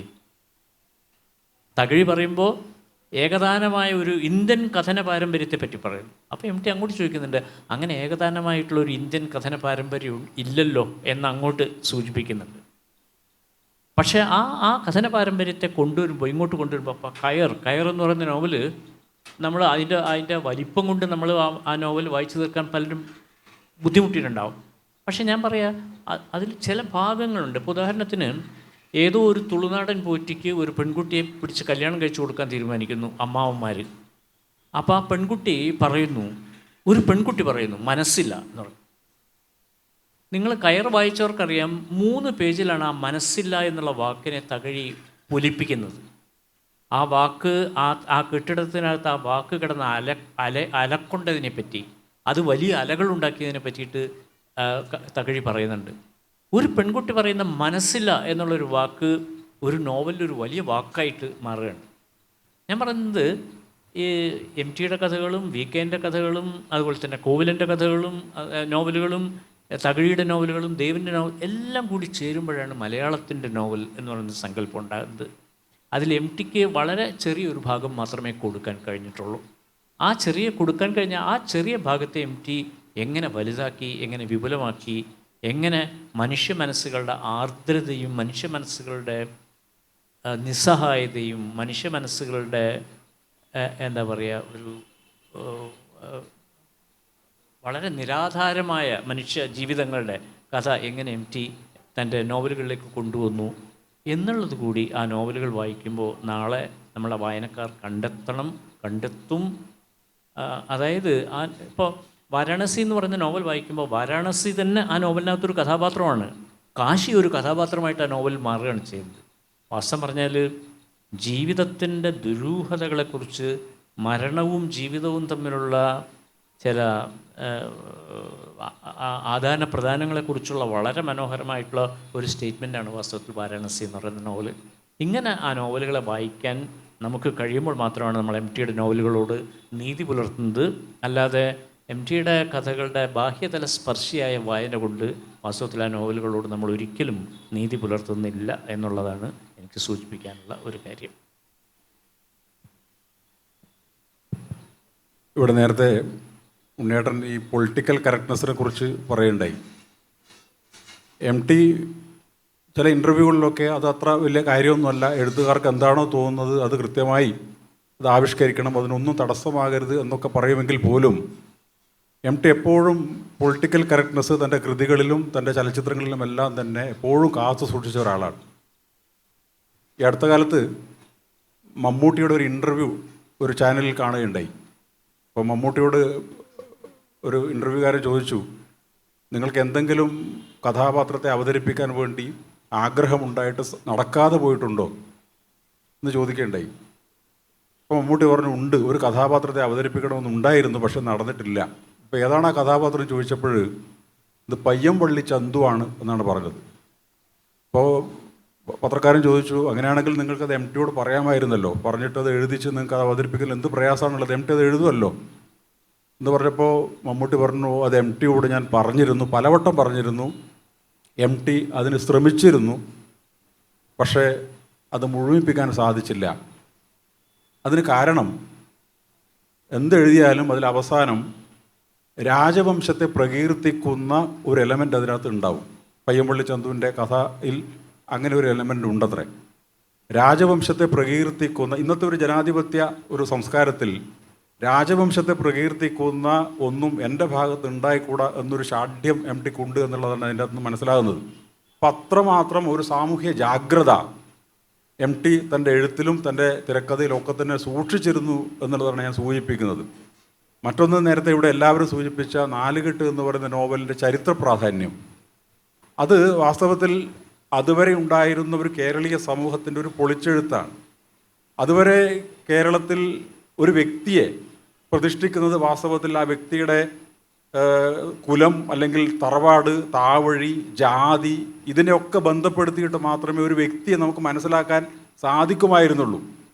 പക്ഷെ അതിനെയെല്ലാം ലംഘിച്ചുകൊണ്ട്, അതിനെയെല്ലാം തകർത്തെറിഞ്ഞുകൊണ്ട് അവസാനം നാലുകെട്ടിൻ്റെ അവസാനം പറയുന്നൊരു വാക്യമുണ്ട്, അമ്മയോട് പറയുന്നു, നമുക്ക് ഈ നാലുകെട്ട് പൊളിച്ച് കാറ്റും വെളിച്ചവും കടക്കുന്ന ഒരു വീട് പണിയണം എന്ന് അപ്പുണ്ണി പറയുന്നുണ്ട്. അതൊരു വാസ്തവത്തിൽ ഒരു പ്രതീകാത്മകമായ ഒരു സംഭാഷണമായിട്ട് എനിക്കത് വായിച്ചെടുക്കാൻ സാധിച്ചിട്ടുണ്ട്. കാരണം അതുവരെ ഉണ്ടായ ഒരു സ്വതന്ത്ര വ്യക്തിത്വം, കുലത്തിൻ്റെയും ജാതിയുടെയും അതുപോലെ തറവാടിൻ്റെയും താവഴിയുടെയും പേരിൽ മാത്രം അറിയപ്പെടുന്ന ഒരു വ്യക്തിയെ അതിൻ്റെ ചങ്ങലകളിൽ നിന്ന് മോചിപ്പിച്ച് ഒരു സ്വതന്ത്ര വ്യക്തിയായി സമൂഹത്തിൽ വളർത്തിയെടുത്തു എന്നുള്ളതാണ് നാലുകെട്ടിൻ്റെ ഒരു ചരിത്ര പ്രാധാന്യമായിട്ട് എനിക്ക് തോന്നിയിട്ടുള്ളത്. അതുവരെ ഉണ്ടായിരുന്ന ഒരു ഒരു ഒരു വ്യവസ്ഥയെ മാറ്റിപ്പെടുന്നു എന്നുള്ളത് പ്രധാനപ്പെട്ട ഒരു കാര്യമാണ്. ഞാൻ അവസാനിപ്പിക്കാം, ഒരൊറ്റ കാര്യം കൂടെ പറഞ്ഞുകൊണ്ട് അവസാനിപ്പിക്കാം. രണ്ടാമൂഴം എന്ന് പറയുന്ന നോവൽ അത് വാസ്തവത്തിൽ അരികിലാക്കപ്പെടുന്നവൻ്റെ ആവിഷ്കാരമാണെന്ന് എല്ലാവരും സൂചിപ്പിക്കുകയുണ്ടായി. പലപ്പോഴും മഹാഭാരതം അല്ലെങ്കിൽ രാമായണം പോലുള്ള ക്ലാസിക് കൃതികളിൽ പലപ്പോഴും ഇത്തരത്തിലുള്ള ഒരുപാട് സ്പേസുകളുണ്ട്. നമുക്കിങ്ങനെ അത് ഇന്ത്യൻ സാഹിത്യത്തിൽ പല ഭാഷകളിലുമെല്ലാം തന്നെ ഇപ്പം ചില ആളുകളെല്ലാം തന്നെ ഊർമിള എന്ന് പറയുന്ന ആരും ശ്രദ്ധിക്കപ്പെടാത്ത കഥാപാത്രത്തെ എടുത്തിട്ട് ചില കവിതകളൊക്കെ ഉണ്ടായിട്ടുണ്ട്. അപ്പോൾ അങ്ങനെയുള്ള ഒരു സന്ദർഭത്തിലാണ് ഭീമൻ എന്ന് പറയുന്ന രണ്ടാമൂഴക്കാരനെ അവഗണിക്കപ്പെട്ട ആളെ എടുക്കുന്നത്. അതിന് കാരണമായിട്ട് നേരത്തെ മോഹൻ മാഷ് പറഞ്ഞതാണ്, പല സന്ദർഭങ്ങളിലും പല അവഗണനകൾ സഹിക്കേണ്ടി വന്നിട്ടുള്ള ആളാണ് ഭീമൻ. അതിലൊന്ന്, എന്തുകൊണ്ടാണ് ഭീമനെ ഗദ ഏൽപ്പിച്ചത്? ഗദ എന്ന് പറയുന്ന ഒരു ആയുധം വാസ്തവത്തിൽ ഒരു യുദ്ധത്തിലെ അത്രയൊന്നും ഹൈലൈറ്റ് ആയിട്ടുള്ള ഒരു ആയുധമല്ല. അസ്ത്രവിദ്യയാണ് വാസ്തവത്തിൽ എല്ലാ യുദ്ധത്തിൻ്റെ ഏറ്റവും പ്രധാനപ്പെട്ട ഒരു ആയുധം. പക്ഷേ അസ്ത്രവിദ്യ ഏറ്റവും നന്നായി അറിയാവുന്ന ഭീമനെ നീ അസ്ത്രവിദ്യ പഠിക്കേണ്ടതില്ല, നീ ഗദയെടുത്താൽ മതി എന്ന് പറഞ്ഞത് ഗുരുവാണ്. അപ്പോൾ ഈ ഗുരുക്കന്മാരാണ് വാസ്തവത്തിൽ എല്ലാ അപകടവും ഭാരതത്തിൽ ചെയ്തത്. ഗുരുക്കന്മാർ നേർവഴി നടന്നിരുന്നുവെങ്കിൽ വാസ്തവത്തിൽ ഒരു യുദ്ധം തന്നെ ഒഴിവാക്കാമായിരുന്നു. പക്ഷേ നമുക്കറിയാം, ഏകലവ്യൻ്റെ കഥയൊക്കെ നമുക്കറിയാമല്ലോ. എന്നിട്ട് നമ്മൾ ദ്രോണാചാര്യ അവാർഡ് ഏറ്റവും നല്ല കോച്ചിന് കൊടുക്കുന്ന ഒരു വിരോധാഭാസമൊക്കെ ഉണ്ട്. അപ്പോൾ അത്തരത്തിലൊരു സന്ദർഭത്തിൽ MTക്ക് വാസ്തവത്തിൽ തോന്നുന്നത് ഇതാണ്. കാരണം എന്തുകൊണ്ടാണ് ഇങ്ങനെ ഒരാളെ അപമാനിക്കപ്പെടുന്നത്? യുദ്ധം ജയിച്ചു കഴിഞ്ഞാൽ ഒരുപാട് ആളുകളെ കൊന്നൊടുക്കിയ ആളായിരിക്കണം രാജാവ് എന്നാണ് വ്യവസ്ഥ. ഏറ്റവും കൂടുതൽ ആളുകളെ ആരാണ് കൊല്ലുന്നത്? അയാളായിരിക്കണം രാജാവ്. ധർമ്മപുത്രൻ ഭീമനോട് പറയുന്നുണ്ട്, നീയാണ് രാജാവ്, കാരണം നീയാണ് ഒരുപാട് ആളുകളെ കൊന്നൊടുക്കിയത് എന്ന് പറഞ്ഞ് ഭീമൻ ഒരു നിമിഷമെങ്കിലും തൻ്റെ ഉള്ളിൽ ഒരു രാജകീയ സ്ഥാനവും കസേരയൊക്കെ പ്രതീക്ഷിച്ചിട്ടുണ്ടാകാം. പക്ഷേ ആ സന്ദർഭത്തിൽ പിറ്റത്തെ ദിവസം രാവിലെ സ്ഥാനാരോഹണ ചടങ്ങ് നടക്കുമ്പോൾ ഭീമനെ അതിൻ്റെ 7 അയലത്ത് പോലും അടുപ്പിച്ചിട്ടില്ല. അപ്പോൾ അങ്ങനെ അവഗണിക്കപ്പെട്ട ഒരു കഥാപാത്രം എന്ന നിലയിൽ MTയുടെ മനസ്സിലൊരു നീറ്റൽ ഉണ്ടായി എന്നുള്ളതാണ് വാസ്തവം. അത് MTയുടെ പല നോവലുകളിലും കഥകളിലും ഒക്കെ കാണുന്നതിൻ്റെ തുടർച്ച എന്ന നിലയിലും ഒരു ക്ലാസിക് കൃതിയുടെ പുനരാഖ്യാനം എന്ന നിലയിലും മലയാള നോവൽ സാഹിത്യത്തിലെ ഏറ്റവും ഉയർച്ചയിൽ നിൽക്കുന്ന ഒരു നോവലാണ് എന്ന് മാത്രം സന്ദർഭത്തിൽ സൂചിപ്പിക്കും. സുഹൃത്തുക്കളെ, നമ്മൾ ഇത് അവസാനിപ്പിക്കുകയാണ്, സമയപരിധിയായി കഴിഞ്ഞു. അപ്പോൾ ഏതായാലും MTയെ ഒരു എഴുത്തുകാരൻ എന്നുള്ള നിലയ്ക്ക് മറ്റ് സ്ഥാനങ്ങളിരിക്കുമ്പോൾ വിജയിപ്പിച്ചതെല്ലാം മറ്റുള്ളവരെ മനസ്സിലാക്കാനുള്ള ഒരു ശേഷിയായിരുന്നു. ഇന്നത്തെ സമൂഹത്തിൽ നമുക്ക് ഏറ്റവും നഷ്ടപ്പെട്ടുകൊണ്ടിരിക്കുന്നത് മറ്റുള്ളവരെ മനസ്സിലാക്കാനുള്ള ശേഷി, അതിൻ്റെ സന്മനസ്സാണ് നഷ്ടപ്പെട്ടുകൊണ്ടിരിക്കുന്നത്. അപ്പോൾ എഴുത്തിലാണെങ്കിലും ജീവിതത്തിലാണെങ്കിലും മറ്റുള്ളവരെ മനസ്സിലാക്കാനുള്ള ശേഷി നമ്മളിൽ നഷ്ടപ്പെട്ടുകൊണ്ടിരിക്കുന്ന ശേഷി, അല്ലെങ്കിൽ സന്മനസ്സ് തിരിച്ചു പിടിക്കാൻ കൂടി MTയുടെ സാഹിത്യം, MTയുടെ ഓർമ്മ നമ്മളെ സഹായിക്കട്ടെ എന്ന് പറഞ്ഞുകൊണ്ട് ഈ സെഷൻ ഇവിടെ അവസാനിപ്പിക്കുന്നു. നമസ്കാരം.